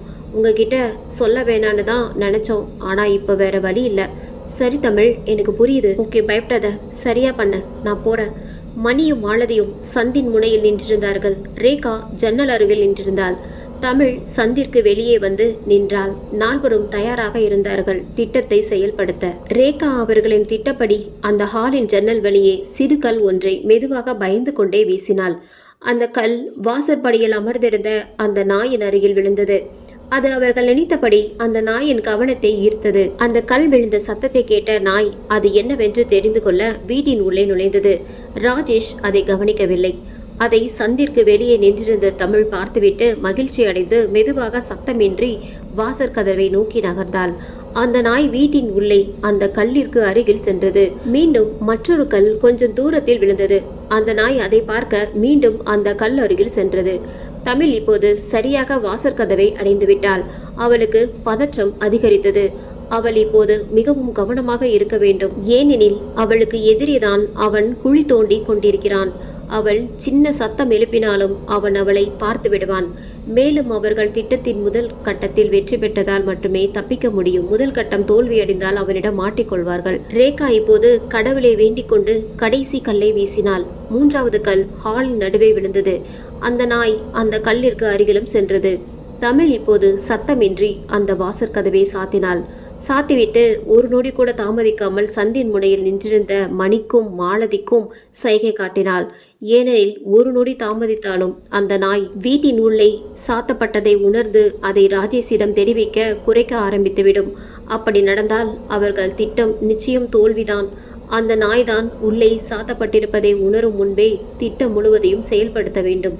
தமிழின் சைகையை பார்த்த மணியும் மாலதியும் அந்த சந்திலிருந்து வெளியே வந்து அவனை நோக்கி சத்தமின்றி ஓட ஆரம்பித்தார்கள். அவர்கள் ஓடுவதை பார்த்த ரேகா அவர்களை பின்தொடர்ந்தாள்.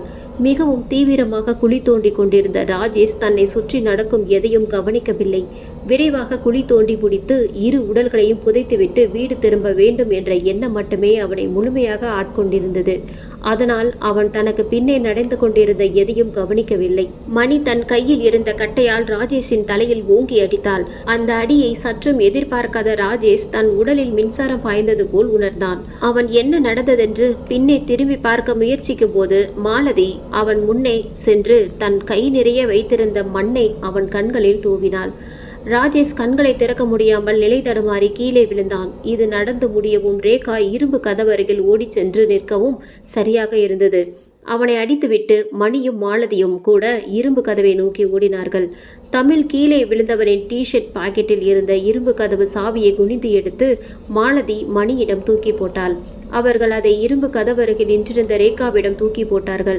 இவை அனைத்தும் கண்ணிமைக்கும் நொடியில் நடந்து முடிந்தது. ரேகா நடுங்கிய கைகளோடு இரும்பு கதவின் பூட்டை திறக்க முயற்சித்தால் வெற்றிகரமாக கதவை திறந்து அவர்கள் வெளியே காலை வைத்தார்கள். கதவை மீண்டும் சாத்த முயற்சிக்கும் போதுதான் அவர்கள் அதை பார்த்தார்கள். தமிழ் அவர்களோடு இல்லை என்று. வீட்டின் உள்ளே தமிழ் நின்றிருந்தாள். அவள் பக்கத்தில் ராஜேஷ் நின்றிருந்தான். அவன் கையில் கத்தி இருந்தது. அது சரியாக தமிழின் கழுத்தில் இருந்தது. அதை கண்டு மூவரும் அசையாமல் நின்றனர். ராஜேஷ் மூவரையும் பார்த்து தன் இடது கையால் உள்ளே வர சொல்லி சைகை காட்டினான்.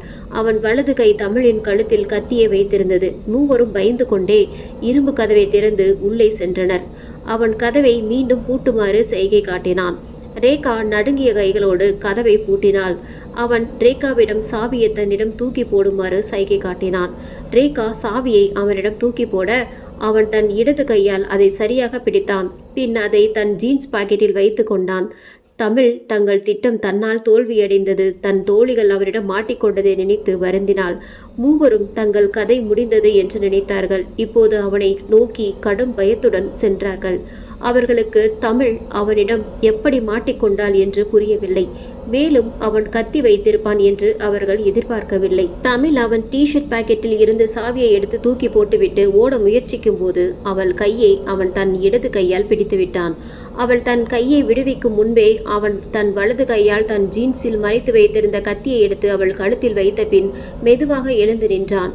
இவை அனைத்தும் அவர்கள் இரும்பு கதவை திறந்து வெளியே செல்வதற்குள் நடந்து முடிந்தது. இப்போது மூவரும் ராஜேஷ் அருகில் வந்து நின்றார்கள். ராஜேஷிற்கு அவர்கள் யார், அங்கே என்ன செய்கிறார்கள், தன்னை ஏன் தாக்கினார்கள் என்று எதுவுமே புரியவில்லை. அவன் தலை இன்னும் வலித்தது. கண்களில் இருந்த மண் கண்ணை மிகவும் உறுத்தியது. மூவரும் என்ன பேசுவதென்று தெரியாமல் தவித்தனர். மாலதி பயந்து கொண்டே பேச ஆரம்பித்தாள். அண்ணா சாரிண்ணா, தெரியாமல் உங்கள் வீட்டுக்கு வந்துட்டோம். எப்படி தப்பிக்கிறதுன்னு தெரியாமல் தான் உங்களை அடிச்சிட்டோம். நாங்கள் வேணும்னு எதுவும் பண்ணலை, ப்ளீஸ் எங்களை விட்டுடுங்க என்று அவள் சொல்லி முடிக்கும்போது வீட்டின் உள்ளே சாத்தப்பட்டிருந்த ஜானி கதவை தன் நகத்தால் புரண்டி கொண்டே குறைக்க ஆரம்பித்தது. ராஜேஷ் அப்போதுதான் தன் அருகில் ஜானி இல்லை என்பதை கவனித்தான். ஜானியை உள்ளே அடைத்தது அவர்கள் வேலைதான் என்று அவனுக்கு புரிந்தது. அவன் ரேகாவை பார்த்து, நீ போய் அந்த கதவை தொற என்றான். ரேகா நடுங்கிக் கொண்டே, அண்ணா வேணாண்ணா, நாங்கள் போயிடுறோம், இங்கே வந்ததை யார்கிட்டயும் சொல்ல மாட்டோம் என்று அழுது கொண்டே கூறினாள். நீ அப்புறம் வந்து அழுதுக்கோ, முதல்ல போய் கதவை தர, ஜானி பாவம் உள்ள இருக்க பயப்படுவான், போறியா இல்லையா என்று கத்தியை தமிழின் கழுத்தில் அழுத்தினான். அண்ணா வேணாம், அவளை எதுவும் பண்ணிடாதீங்க, நான் போய் திறக்கிறேன். சரி போ, அவன் கடிக்க மாட்டான், ரொம்ப நல்ல பையன். ரேகா பயந்து கொண்டே வாசற் கதவை திறந்தாள். அந்த நாய் அவளை கடிக்க அவள் மேல் பாய்ந்தது. ரேகா ஆவென அலறினாள். அந்த நாய் அவளை கடிக்க நெருங்க ராஜேஷ் ஜானி என்று கத்தினான். அதை கேட்டு அந்த நாய் ரேகாவை விட்டு தள்ளி சென்று அமைதியாக நின்றது. ரேகாவிற்கும் மற்ற மூவருக்கும் அப்போதுதான் உயிரே வந்தது. ஜானி இங்கே வா என்றான் ராஜேஷ். அந்த நாய் அவனை நோக்கி வேகமாக ஓடி சென்று அவன் அருகில் நின்று கொண்டது. ரேகாவும் வந்து அவர்கள் அருகில் நின்று கொண்டாள். ஜானி தன் அருகில் வந்து நின்றதும் தமிழின் கழுத்திலிருந்து கத்தியை எடுத்தான். ஏனெனில் அவனுக்கு நன்றாக தெரியும் ஜானி அவன் அருகில் இருக்கும் வரை அவர்களால் ஒரு அடி கூட நகர முடியாது என்று. அவன் இப்போது நால்வரும் யார் என்று தெரிந்து கொள்ள நினைத்தான். யார் நீங்க? எப்படி இங்க வந்தீங்க? எவ்வளோ நேரமா இங்க இருக்கீங்க? அண்ணா நாங்களா உள்ள வரல, உங்க நாய் துரத்திக்கிட்டு வந்துச்சு, அதுகிட்ட இருந்து தப்பிக்க தான் இங்க வந்து மறைஞ்சுக்கிட்டோம் என்றாள் மணி. அப்படியா? நம்புற மாதிரி இல்லையே. இல்ல அண்ணா, உண்மைதான், நான் பொய் சொல்லலை, நம்புங்க ப்ளீஸ். ஏன் நீ பேச மாட்டியா? இவங்க 3 பேர் மட்டும்தான் பேசுவாங்களா என்று தமிழை பார்த்து கேட்டான். நாங்கள் காலேஜ்லேருந்து இங்கே டூருக்கு வந்தோம். எங்கள் ஹோட்டல் ரூமுக்கு எதிரில் இருந்த டீ கடையில் டீ குடிக்க வெளியே வந்தோம். அப்போ என் ஃப்ரெண்டு மொபைலை மிஸ் பண்ணிட்டான். அதை தேட திரும்பவும் அந்த கடைக்கு போயிட்டு ரூமுக்கு போகும்போது தான் உங்கள் நாய் எங்களை துரத்திக்கிட்டு வந்துச்சு. மறைஞ்சிக்க தான் நாங்கள் இங்கே வந்தோம். அப்புறம் தான் தெரிஞ்சுது இது அதோட வீடுன்னு. நீங்கள் வீட்டுக்குள்ளேயே நாயை கூட்டிகிட்டு போனதுக்கப்புறம் நாங்கள் வெளியில் போயிடலான்னு நினச்சோம். ஆனால் நீங்கள் கதவை பூட்டிட்டீங்க. இங்கேருந்து தப்பிக்க வேற வழி இல்லாததால் தான் உங்களை அடிச்சுட்டு தப்பிச்சு போகலான்னு நினச்சோம். எங்கள் மேலே எந்த தப்பும் இல்லை, உங்கள் நாயால் தான் நாங்கள் இங்கே வந்தோம் என்று நடந்ததை கூறி முடித்தாள் தமிழ். ஓகே, நீ சொல்கிறத நம்புகிறேன். பட் இதை நீங்கள் முதல்ல பார்த்த அப்பவே என்கிட்ட வந்து சொல்லிவிட்டு ஒழுங்காக ரூமுக்கு போயிருக்கணும். இவ்வளோ நேரம் நான் பண்ணுறதெல்லாம் வாட்ச் பண்ணிவிட்டு தேவையில்லாததெல்லாம் பார்த்துட்டு என்னை வேற அடிச்சுட்டு இப்போ சொல்கிறது ரொம்ப லேட். நாங்கள் இங்கே வந்ததை யார்கிட்டையும் சொல்ல மாட்டோம், ப்ளீஸ் எங்களை போக விடுங்க என்றாள் தமிழ். விட்டிருப்பேன், முன்னாடியே வந்து சொல்லியிருந்தா. அண்ணா அப்படியெல்லாம் சொல்லாதீங்க, எங்களால் உங்களுக்கு எந்த பிரச்சனையும் வராது, எங்களை நம்புங்க. நாங்கள் ரூமுக்கு போகலைன்னா எங்களை எல்லாரும் தேட ஆரம்பிச்சிடுவாங்க, ப்ளீஸ் நாங்கள் போகணும் என்றாள் மாலதி. இந்த அறிவு இவ்வளோ நேரம் இங்கே மறைஞ்சிருக்கும் போது ஏன் வரல? ஆமாம், யாருக்காவது கால் பண்ணீங்களா? இல்லை, எங்ககிட்ட மொபைல் இல்லை, என் மொபைல் ஆன் ஆகலை என்றாள் மாலதி.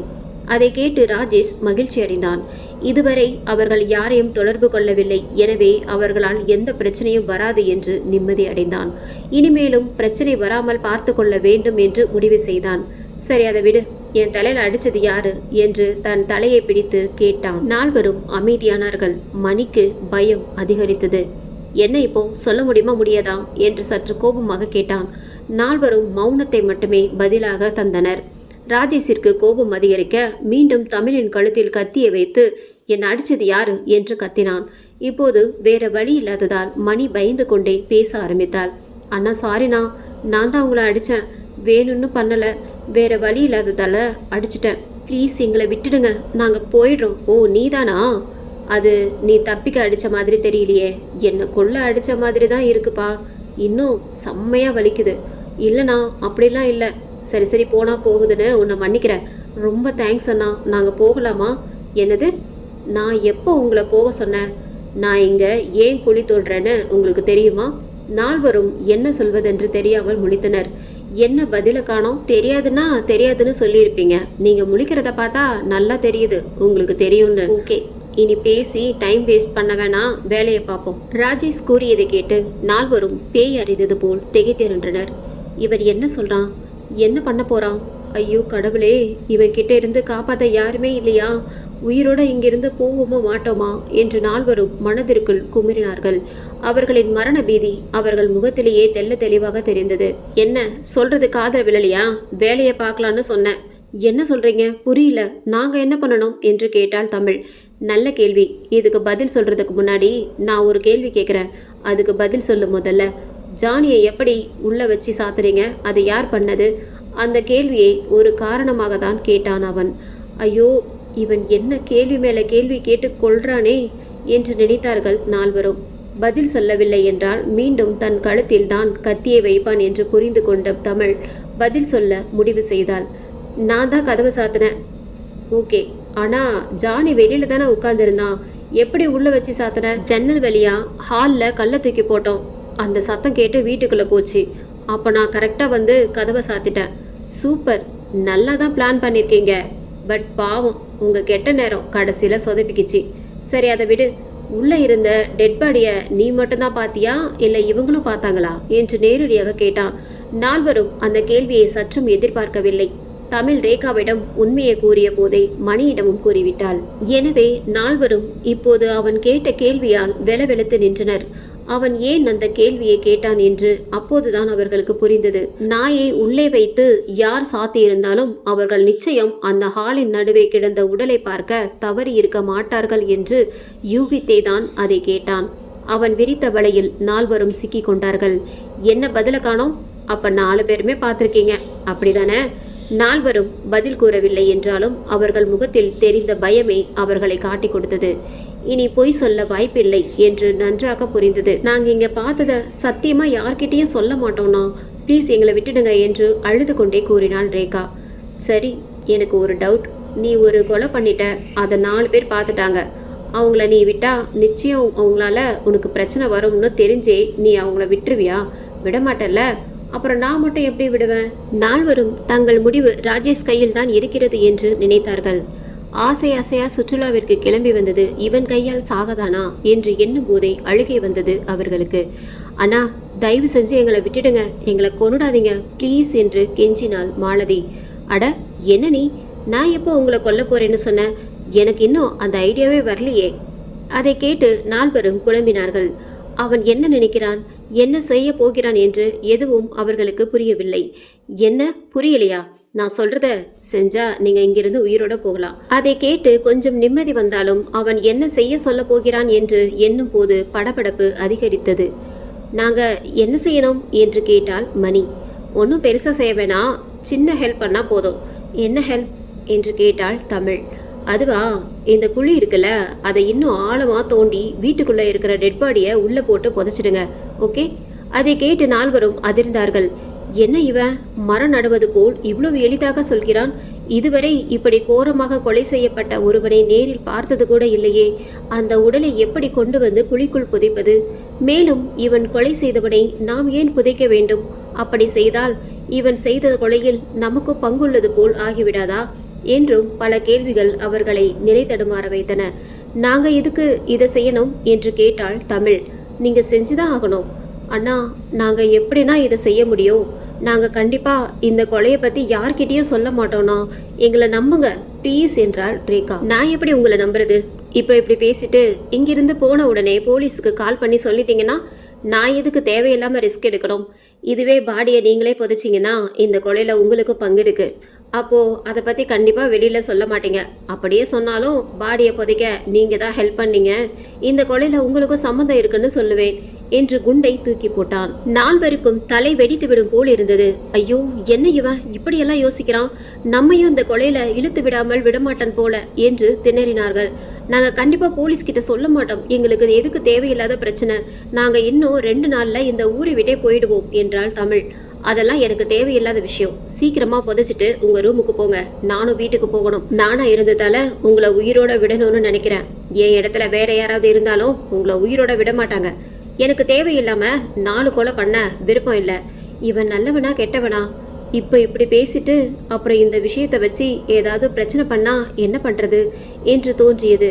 என்ன யோசிக்கிறீங்க? பண்ண முடியுமா முடியாதா? இதே குழியில உங்க 4 பேரையும் புதைக்க எனக்கு ரொம்ப நேரம் ஆகாது. தங்கள் நிலை நன்றாக புரிந்தது அவர்களுக்கு. ஒன்று அந்த பிணத்தை புதைக்க வேண்டும், இல்லை அவர்களே பிணமாக புதைய வேண்டும். இரண்டில் ஒன்று நடந்தாக வேண்டும். உங்களுக்கு 10 நிமிஷம் டைம் தரேன். அதுக்குள்ள குழியை தோண்டி முடிங்க. இல்லை 10 நிமிஷத்துக்கு அப்புறம் குழியை நான் தோண்டுவேன், உங்களையும் சேர்த்து புதைக்க என்று கூறிவிட்டு வாசற்படியில் போய் அமர்ந்தான் ராஜேஷ்.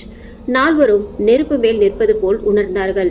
இனி யோசிக்க நேரமில்லை, அவன் சொல்வதை செய்துதான் ஆக வேண்டும் என்ற முடிவிற்கு வந்தார்கள்.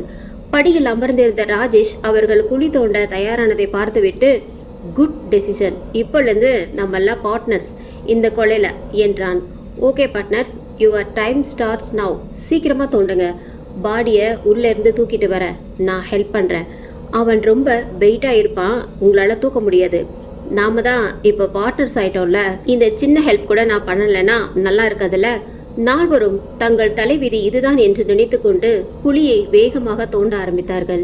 நால்வரும் மிகவும் சிரமப்பட்டு கிட்டத்தட்ட தோண்டி முடித்தார்கள். ஹலோ பார்ட்னர்ஸ், 5 நிமிஷம் தான் இருக்கு, சீக்கிரமா தோண்டுங்க. நால்வருக்கும் அதை கேட்டு அவன் மீது கோபம் வந்தது. இருந்தும் அதை வெளிக்காட்டி கொள்ளாமல் அமைதியாக தோண்டினார்கள். ராஜேஷ் 5 நிமிடங்கள் கழித்து, ஓகே டைம் ஓவர், தோண்டி முடிச்சிட்டிங்களா என்று கேட்டுக்கொண்டே எழுந்து வந்தான். நால்வருக்கும் இப்போது பயம் அதிகரித்தது. அவன் அந்த குழியை பார்த்துவிட்டு என்ன சொல்வானோ, சரியாக தோண்டவில்லை என்று கோபம் கொள்வானோ, இல்லை வேலை முடிந்து விட்டதால் தங்களையே கொள்வானோ என்று எண்ணி அஞ்சினார்கள். ராஜேஷ் குழிக்கு அருகில் வந்து நின்றான். பரவாயில்லையே, நல்லா தான் தோண்டியிருக்கீங்க, உங்களையும் சேர்த்தே புதைக்கலாம் போல, அவ்வளோ பெருசா இருக்கு குழி என்று கூறி சிரித்தான். நால்வரும் அதை கேட்டு அதிர்ந்து போனார்கள். அவர்களின் பயத்தை கண்டு சிரித்துவிட்டு, ஐயோ பயந்துட்டீங்களா, சும்மா தான் சொன்னேன் என்றான். சரி, அடுத்த வேலையே பார்ப்போமா? உள்ள போய் பாடியை தூக்கிட்டு வரணும். எனக்கு ஹெல்ப் பண்ண யார் வரீங்க?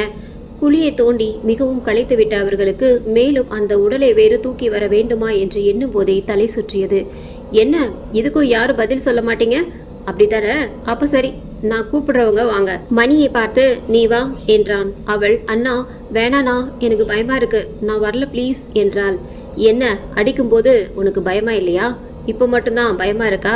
சரி, வேணும்னா உனக்கு ஹெல்ப் பண்ண 3 பேர்ல யாரையாவது கூப்பிட்டு வா என்று சொல்லிவிட்டு வீட்டின் உள்ளே சென்றான்.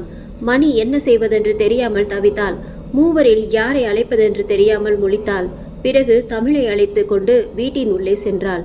இருவரும் பயந்து கொண்டு ஹாலில் கால் வைத்தனர். அந்த உடலை அருகில் பார்க்க இன்னும் பயங்கரமாக இருந்தது. வாங்க வந்து புடிங்க, அங்க நின்றுட்டு வேடிக்கை பார்க்கவா உங்களை கூப்பிட்டேன். தமிழும் மணியும் பயந்து கொண்டு அருகில் சென்றார்கள். அவர்கள் கைகள் நடுங்கின. அவர்களால் அந்த உடலை பார்க்க கூட முடியவில்லை. அதை கவனித்த ராஜேஷ் உடலை அந்த கார்பெட்டில் சுற்றினான். இப்போதாவது வந்து தூக்குறீங்களா?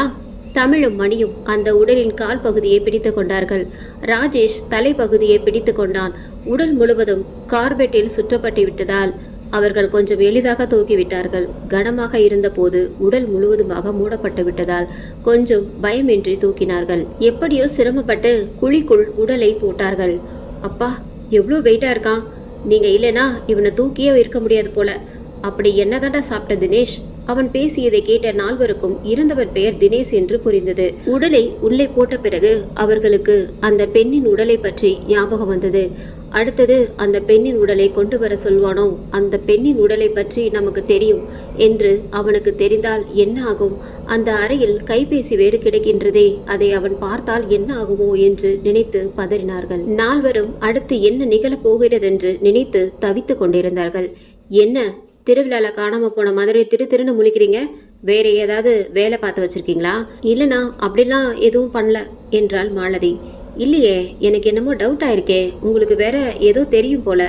இந்த பாடியை தான் உள்ள போட்டாச்சே, அப்புறமும் உங்க முகத்துல ஏன் இவ்வளோ கலவரம் தெரியுது? இல்ல, அப்படி எதுவும் இல்ல, இந்த குழியை மூடிட்டா நாங்க போகலாம்ல என்று கேட்டாள் தமிழ். கண்டிப்பா போலாம், ஏன் அவசரப்படுற? இரு, நான் உள்ள போயிட்டு வரேன் என்று கூறிவிட்டு ராஜேஷ் வீட்டின் உள்ளே சென்றான். நால்வருக்கும் இதயம் திக் திக் என்று அடித்து கொண்டது. அவன் நிச்சயம் அந்த அறையை நோக்கிதான் செல்கிறான். அவன் நிச்சயம் அங்கே கிடக்கும் கைபேசியை பார்ப்பான். அந்த பெண்ணின் உடலையும் நாம் பார்த்துவிட்டோம் என்று அவனுக்கு தெரிய போகிறது. இனி என்ன ஆகுமோ என்று பயந்தார்கள். ராஜேஷ் அந்த அறையை நோக்கிதான் சென்றான். அங்கே தமிழின் கைபேசி ஒலி அறை முழுவதும் வெளிச்சத்தை பரப்பிக் கொண்டிருந்தது. அந்த கைபேசிக்கு அருகில் சென்று அதை எடுத்தான். அந்த கைபேசியின் திரையில் தமிழின் முகமும் தெரிந்தது. அதை பார்த்தவுடன் அது தமிழின் கைபேசி என்று அவனுக்கு புரிந்தது. அந்த அறையின் ஜன்னல் திறந்திருந்ததையும் அவன் கவனித்தான்.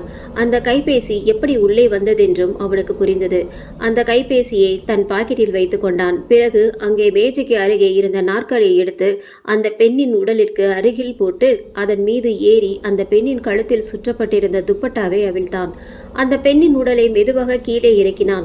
அந்த துப்பட்டாவை அந்த பெண்ணின் மீது போர்த்தி தன் இரு கைகளாலும் அந்த பெண்ணின் உடலை தூக்கி கொண்டு அந்த அறையை விட்டு வெளியே வந்தான். அவன் அந்த பெண்ணை குழந்தை போல் தூக்கி வந்ததை நால்வரும் திகைத்து போய் பார்த்தனர். இதுவரை இல்லாத சோகம் அவன் முகத்தில் தெரிந்தது. அவன் கண்களிலிருந்து மெதுவாக கண்ணீர் வழிய தொடங்கியது. அது மெல்ல மெல்ல அதிகரிக்க அவன் அந்த பெண்ணின் உடல் மீது தலை கவிழ்ந்து தேம்பி தேம்பி அழ ஆரம்பித்தான். அதை பார்த்து நால்வரும் அதிர்ச்சி அடைந்தார்கள். இவ்வளவு நேரம் நாம் பார்த்து கொண்டிருந்தவனாய் இவன் ஒரு உயிரை அவ்வளவு எளிதாக துளியும் இரக்கமின்றி மிருகத்தனமாக கொன்று சிறிது கலக்கமின்றி புதைத்தவன் இப்போது சிறு குழந்தை போல் தேம்பி தேம்பி அழுகிறானே, அவனா இவன்? ராஜேஷ் தொடர்ந்து அழுது கொண்டிருந்தது. தேக்கி வைத்திருந்த துயரம் அனைத்தையும் மொத்தமாக வெடித்தது போல் இருந்தது. அவன் அழுகை முடிவில்லாமல் தொடர்ந்து கொண்டிருக்க இவ்வளவு நேரம் இவ்வளவு கண்ணீரை எங்கே வைத்திருந்தான் என்று எண்ணி நால்வரும் வியந்தார்கள். அவன் யார்? அந்த பெண் யார்? அவனால் கொல்லப்பட்டவன் யார்? என்னதான் நிகழ்ந்தது மூவருக்குள் என்ற கேள்விகள் எல்லாம் விடை அறிய வேண்டும் போல் தோன்றியது நால்வருக்கும். அவனின் அழுகை அவர்களை அவன் மீது கொஞ்சம் பாவப்பட வைத்தது. இருந்தும் அவன் மீது கொண்ட பயம் அவர்களை பேச விடாமல் செய்தது. நால்வரும் அவன் எப்போது அழுது முடிப்பான் என்று காத்திருந்தார்கள். அந்த பெண்ணின் தலையை ஒரு தாய் போல் தன் கைகளால் வருடினான். பிறகு அவன் கதறிக்கொண்டே கூறிய அந்த பெயர் அந்த இடமெங்கும் எதிரொலித்தது. அவன் ஸ்வேதா என்று கூறி கதறினான். அவர்களுக்கு அந்த பெண்ணின் பெயர் ஸ்வேதா என்று புரிந்தது. சிறிது நேரத்திற்கு பிறகு அவன் கொஞ்சம் அமைதியானான். கண்களை துடைத்து கொண்டு எழுந்தான். அந்த பெண்ணின் உடலை அந்த குழிக்குள் இறக்கினான். நால்வரும் தள்ளி நின்று அதை பொறுமையோடு பார்த்து கொண்டிருந்தனர். பின் மண்வெட்டியை கையில் எடுத்தான். தங்களைத்தான் குழியை மூட சொல்வான் என்று எண்ணியிருந்தவர்களுக்கு அவனே குழியை மூடப் போகிறான் என்பது கொஞ்சம் நிம்மதியை தந்தது. அவன் குழியை மூடத் தொடங்கினான். நால்வரும் பேசாமல் நின்றிருந்தனர். குழிக்குள் இருந்த இருவர் உடல்களும் மண்ணால் மறையத் தொடங்கின. அவர்கள் உடல் முழுவதும் மண்ணால் மறைந்த பிறகு நால்வர் பக்கமும் திரும்பினான் ராஜேஷ். அதுவரை அமைதியாக நின்று கொண்டு அவன் செய்வதை பார்த்து கொண்டிருந்தவர்களுக்கு திடீரென்று அவன் தங்கள் பக்கம் திரும்பியது அதிர்ச்சியை கொடுத்தது. அவன் மண்வெட்டியை அவர்களிடம் நீட்டி குழியை மூடுங்க என்றான். நால்வரும் அதை எதிர்பார்க்கவில்லை. சற்று நேர அமைதிக்கு பிறகு மண்வெட்டியை வாங்கி கொண்டு குழியை மூடத் தொடங்கினார்கள். ராஜேஷ் வீட்டின் உள்ளே சென்று ஹாலில் எந்த பொருளேனும் கலைந்திருக்கிறதா என்று நோட்டமிட்டு பிறகு எல்லாம் சரியாக இருக்கிறதென்று ஊர்ஜிதப்படுத்தி கொண்டான். எங்காவது ரத்தம் சிந்தியிருக்கிறதா என்று பார்த்தான். அந்த உடல் கார்பெட்டில் கிடந்ததால் இரத்தம் முழுவதும் கார்பெட்டில் மட்டுமே இருந்தது. எனவே ஹாலை சுத்தம் செய்யும் வேலை அவனுக்கு இல்லாமல் போனது. பிறகு நேராக அந்த அறையை நோக்கி சென்றான். அந்த நாற்காலியை மீண்டும் அந்த மேஜைக்கு அருகில் போட்டுவிட்டு ஜன்னல் கதவுகளை சாத்திட்டு அறை முழுவதும் தன் கண்களை சுழல விட்டு அனைத்தும் சரியாக இருக்கிறதா என்று உறுதி செய்து கொண்டு அறை கதவை சாத்தினான். அப்போது அறையின் வாசலில் ஒரு கைபேசி கிடந்தது. அதை எடுத்து பார்த்தான். அது கீழே விழுந்ததால் உடைந்திருந்தது. அது தினேஷின் கைபேசி. நல்ல வேளையாக அந்த கைபேசி தன் கண்ணில் பட்டதென்று நினைத்து கொண்டான். எந்த தடயத்தையும் அந்த வீட்டில் விட்டுவிடக்கூடாது என்று வீடு முழுவதும் கவனமாக பார்த்தான். பிறகு வாசலுக்கு வெளியே வந்தான். நால்வரும் குழியை கிட்டத்தட்ட மூடிவிட்டார்கள். அவன் மண்வெட்டியை வாங்கி அந்த குழியை முழுவதுமாக மூடி அந்த இடத்தை சமமாக்கினான். வீட்டின் விளக்கை அணைத்து வாசற்கதவை பூட்டினான். நால்வரும் அவன் செய்வதையே பார்த்து கொண்டிருந்தனர். அவன் வீட்டிலிருந்து கிளம்ப தயாராகிவிட்டான் என்று அவர்களுக்கு புரிந்தது. அவன் தமிழின் கைபேசியை பற்றி எதுவும் பேசாததால் தமிழுக்கு கொஞ்சம் பதட்டமாக இருந்தது. அவன் தன் ஜீன்ஸ் பாக்கெட்டில் இருந்து 2 கைபேசியை வெளியில் எடுத்தான். ஒன்று ஸ்வேதாவுடையது, மற்றொன்று தினேஷுடையது. 2 கைபேசியிலும் இருந்து சிம் கார்டையும் மெமரி கார்டையும் கலற்றினான். பிறகு 2ஐயும் ஆஃப் செய்து ஒரே பாக்கெட்டில் வைத்து கொண்டான். மற்றொரு பாக்கெட்டில் தமிழின் கைபேசி இருந்தது. அதை வெளியில் எடுத்து தமிழை பார்த்து, இது உன்னோட மொபைல் தானா என்று கேட்டான். அவள் ஆம் என்பது போல் தலையாட்டினாள். சரி, ரூமுக்கு போகும்போது தரேன், அது வரைக்கும் என்கிட்டயே இருக்கட்டும் என்று. உன் திங்ஸ் வேற ஏதாவது இங்கே இருந்தா இப்பவே சொல்லிடுங்க, அப்புறம் இங்கே திரும்ப வர முடியாது. இங்கே எந்த பொருளை விட்டுட்டு போனாலும் உங்களுக்கு தான் ஆபத்து. நால்வரும் அதை கேட்டு கொஞ்சம் பதறினார்கள். பிறகு எதையும் விடவில்லை என்று கூறினார்கள். அந்த மண்வெட்டி, கடப்பாரை, சுத்தியல் மூன்றையும் நன்றாக துடைத்து அவற்றில் இருந்த மண்ணை எல்லாம் நீக்கி பிறகு அவற்றையும் முழுவதும் தன் கைக்குட்டையால் துடைத்து கைரேகை பதியாதபடி கைக்குட்டியை வைத்தே தூக்கி சென்று இடதுபுறத்தில் சந்தில் கிடந்த ஒரு பொருட்களுக்கு நடுவே வைத்துவிட்டு வந்தான். பிறகு இரும்பு கதவை திறந்து கொண்டு அனைவரும் வெளியே வந்தார்கள். நால்வருக்கும் அந்த வீட்டை விட்டு வெளியே வந்ததும் தான் கொஞ்சம் நிம்மதி வந்தது. ராஜேஷ் இரும்பு கதவை பூட்டி சாவியை எடுத்துக்கொண்டு தன் பைக்கிற்கு அருகில் பூட்டப்படாமல் இருந்த தினேஷின் பைக்கை எடுத்தான். நால்வரும் அப்போதுதான் அங்கே இன்னொரு பைக் இருந்ததை கவனித்தார்கள். நீங்க இதுவரைக்கும் எதுவும் பிரச்சனை பண்ணாதால நான் சொன்ன மாதிரியே உங்களை உயிரோட விடுகிறேன். நீங்க போகலாம். சரி, இங்கிருந்து உங்க ரூமுக்கு போக வழி தெரியுமா? நால்வரும் அந்த இருண்ட பாதையை ஒரு முறை பார்த்துவிட்டு திரு திருவென முழித்தார்கள். என்ன தெரியாதா? மெயின் ரோட்ல ஒரு ஹோட்டல் இருக்கே, அதுதானே? ஆமாண்ணா, அந்த ஹோட்டல் தான் என்றாள் மாலதி. சரி வாங்க, நான் அதை தாண்டி தான் போகணும், உங்களை விட்டுட்டே போறேன். அவன் கூறியதை கேட்ட நால்வருக்கும் அவன் மீது இருந்த பயம் நீங்கி அவன் நிச்சயம் நல்லவனாக தான் இருக்க வேண்டும் என்று தோன்றியது. அவன் பைக்கை தள்ளிக்கொண்டு அவர்களோடு சேர்ந்து நடக்க ஆரம்பித்தான். ஜானியும் அவர்களுடன் சேர்ந்து நடந்தது. நால்வரும் எதுவும் பேசாமல் அமைதியாக நடந்தார்கள். ஆனால் அவர்கள் மனம் அமைதியாக இல்லை. பல கேள்விகளும் பல குழப்பங்களும் அவர்கள் மனதை ஆட்கொண்டிருந்தது. என்ன, எதுவும் பேசாம சைலண்டா வரீங்க? என்கிட்ட எதுவும் கேட்கணும்னு தோணலையா? தோணுதுன்னா ஆனா கேட்க பயமா இருக்கு என்றாள் மணி. நீ பயமா இருக்குன்னு சொன்னா நான் கண்டிப்பா நம்ப மாட்டேன். எவ்வளோ தைரியமா என்னை அடிச்ச உனக்கு பயமா? அண்ணா, அது தப்பிக்கணும்னு ஏதோ ஒரு தைரியத்துல அடிச்சிட்டேன். சரி சரி விடு. என்கிட்ட என்ன கேட்கணும்? கேட்டா கோபப்படுவீங்களா? நீ என்ன கேட்க வரேன்னு எனக்கு நல்லா புரியுது. நீ கேட்கலைனாலும் நானே சொல்லணும்னு தான் நினச்சேன். ஏதோ ஒரு வகையில் இந்த கொலையில் நீங்கள் எனக்கு உதவி செய்ய வேண்டியதாக போச்சு. அதனால் உங்ககிட்ட எல்லா உண்மையையும் நானே சொல்லணும்னு நினச்சேன். என் பேர் ராஜேஷ். நான் BSc computer science final year படிக்கிறேன். எனக்கு இதுதான் சொந்த ஊர். எனக்கு சின்ன வயசுலேருந்து ஒரு பெஸ்ட் ஃப்ரெண்டு இருக்கா. அவள் பேர் ஸ்வேதா. நானும் அவளும் ஒரே ஸ்கூலில் தான் படித்தோம். லீவ் நாளில் எங்கள் வீட்டில் இருந்ததை விட அவங்க வீட்டில் தான் அதிக நேரம் இருந்திருக்கேன். அவள் அப்பா அம்மாவுக்கு அவளை எவ்வளோ பிடிக்குமோ அந்த அளவுக்கு என்னையும் பிடிக்கும். நான் அவங்கள அப்பா அம்மான்னு தான் கூப்பிடுவேன். அவங்க எப்பவும் என்னை வேறு வீட்டு பையனாக நினச்சதே இல்லை. அவங்க சொந்த பையன் மாதிரி தான் நடத்துவாங்க. நான் 10th படிக்கும்போது ஒரு ஆக்சிடெண்ட்டில் என்னோட அப்பா அம்மா இறந்துட்டாங்க. அவங்க இறந்ததுக்கு அப்புறம் தான் எனக்கு நிறைய விஷயம் தெரிஞ்சிச்சு. நான் ஸ்வேதா படிக்கிற ஸ்கூல்லையே படிக்கணும்னு எங்கள் அப்பா ரொம்ப கஷ்டப்பட்டு தான் ஃபீஸ் கட்டியிருக்காரு. எங்கள் வீட்டை வச்சு கூட லோன் வாங்கி இருந்தாருன்னு அப்புறம் தான் எனக்கு தெரிஞ்சுது. நான் யாருமே இல்லாத அனாதையாக நின்னப்போ ஸ்வேதாவோட அப்பா அம்மா எனக்கு தைரியம் சொல்லி என் மனசை தேத்துனாங்க. எனக்கு அப்பா அம்மாவா இருப்போன்னு சொல்லி அவங்க வீட்டுக்கே கூப்பிட்டாங்க. எனக்கு அவங்களுக்கு பாரமாக இருக்க விருப்பம் இல்லை. நான் வரமாட்டேன்னு சொன்னேன். அவங்க ரொம்ப வற்புறுத்தி கூப்பிட்டாங்க. எனக்கு சொந்தம்னு இருந்தது அவங்க 3 பேர் மட்டும்தான். அவங்களையும் இழக்க மனசு இல்லாமல் அவங்க வீட்டுக்கு மாடியில் ஒரு ரூம் போதும்னு சொல்லி அதுக்கு நான் வாடகை தருவேன்னு சொல்லி அதுக்கு அவங்க ஒத்துக்கிட்டதுக்கு அப்புறம் தான் அவங்க வீட்டுக்கே போனேன். வீட்டை விற்று லோனை செட்டில் பண்ணி மிச்சம் இருந்த காசில் 11th to 12th படித்தேன். ஈவினிங்கில் பார்ட் டைம் ஜாப்பாக போனேன். நான் சொன்ன மாதிரி வாடகையும் கொடுத்தேன். அதை அவங்க வாங்கலைன்னா நான் வீட்டில் இருக்க மாட்டேன்னு சொன்னதால் வாங்கிக்கிட்டாங்க. அதுக்கப்புறம் நானும் ஸ்வேதாவும் காலேஜில் சேர்ந்தோம். அவள் பிஏ எடுத்தா, நான் பிஎஸ்சி எடுத்தேன். தினமும் காலேஜுக்கு நான் தான் அவளை கூட்டிகிட்டு போவேன். அவங்க வீட்டுக்கு போனதுக்கப்புறம் எனக்கு ஃப்ரெண்டாக இருந்த ஸ்வேதா தங்கச்சியாவே மாறிட்டா. நானும் அவளை அப்படியே நினைக்க ஆரம்பிச்சிட்டேன். இப்படியே என்னோட லைஃப் நல்லா தான் போச்சு. 1 மாதத்துக்கு முன்னாடி ஸ்வேதா ஒரு பையனை லவ் பண்ணுறேன்னு சொன்னான். அவன் யாருன்னு சொல்லலை, ஆனால் எங்கள் காலேஜ் தான்னு சொன்னான். நான் யாருன்னு கேட்டேன். அவள் அது சர்ப்ரைஸ், நானே ஒரு நாள் சொல்கிறேன்னு சொன்னான். வீட்டில் இந்த செமஸ்டர் முடிஞ்சதும் சொல்கிறேன்னு சொன்னான். இன்றைக்கி ஈவினிங் காலேஜ்லேருந்து கிளம்பும்போது அவள் என் கூட வரலை. அவளோட ஃப்ரெண்டுக்கு பர்த்டே, அதனால் அந்த ஃப்ரெண்டு வீட்டுக்கு போயிட்டு அவள் கூடவே வீட்டுக்கு வந்துடுறேன்னு சொன்னான். அப்பா அம்மா கிட்ட காலையிலேயே சொல்லிட்டேன்னு சொன்னான். சரின்னு நான் வீட்டுக்கு போயிட்டு ஈவினிங் வேலைக்கு கிளம்பினேன். அப்போது ஜானியும் கூட வருவேன்னு அடம் பிடிச்சது. அதனால் அதையும் கூட்டிக்கிட்டு கடைக்கு போயிட்டேன். நான் ஒரு டிபார்ட்மெண்ட் ஸ்டோரில் தான் ஈவினிங் வேலைக்கு போகிறேன். கொஞ்ச நேரத்துக்கு அப்புறம் நான் ஸ்வேதாவுக்கு மெசேஜ் பண்ணலான்னு மொபைல் எடுத்தேன். அப்போ ஸ்வேதா கிட்ட இருந்து ஒரு வாட்ஸ்அப் மெசேஜ் வந்திருந்தது.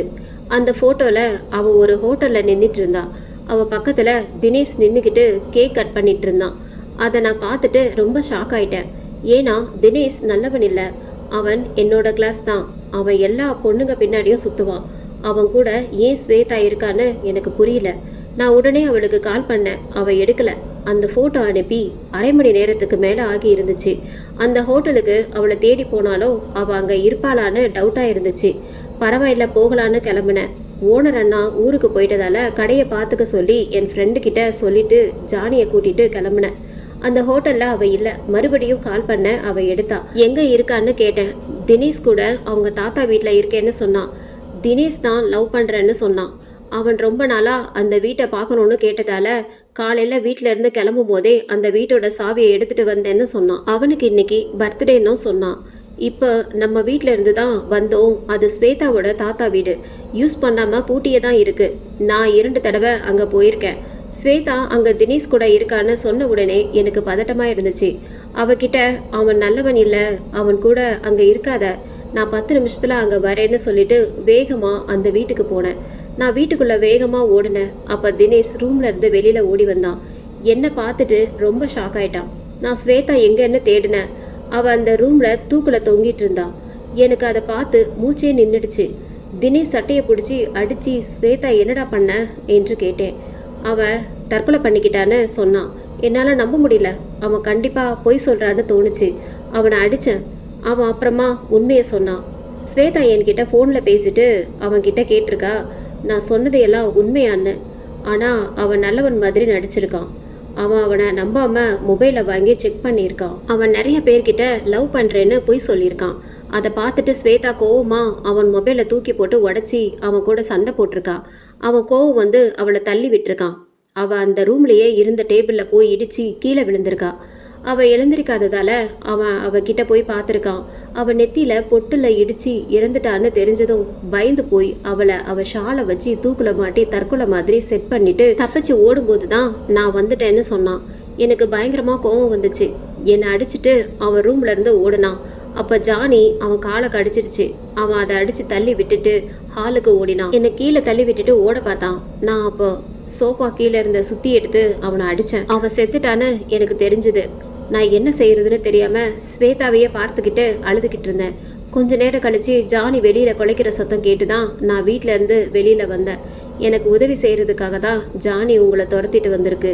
அதுக்கப்புறம் ஒரு முடிவுக்கு வந்தேன். ஸ்வேதா செத்தது எப்போவோ அப்பா அம்மாவுக்கு கூட தெரியக்கூடாதுன்னு நினச்சேன். அவங்களால அதை கண்டிப்பாக தாங்கிக்க முடியாது. அதனால் அவள் செத்ததை மறைக்கணும்னு முடிவு பண்ணேன்.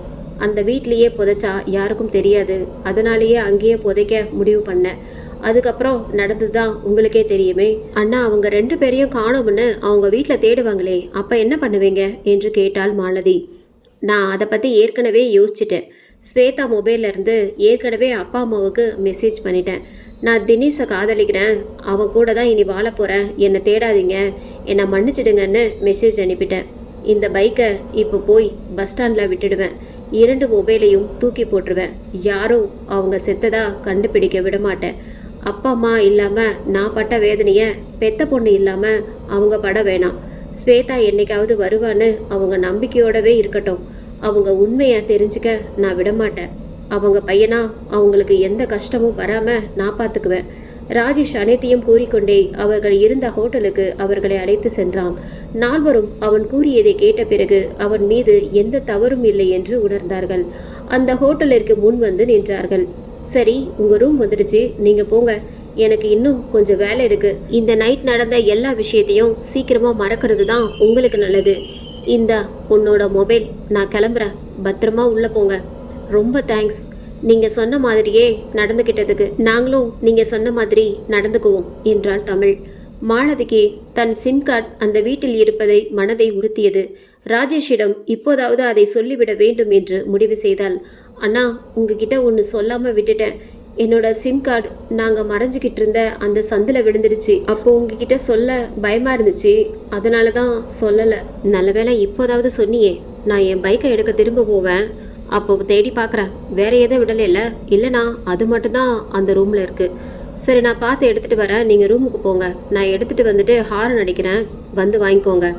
ராஜேஷ் தினேஷின் பைக்கை ஓட்டிக்கொண்டு கிளம்பினான். நால்வரும் தங்கள் அறைக்கு சென்றனர்.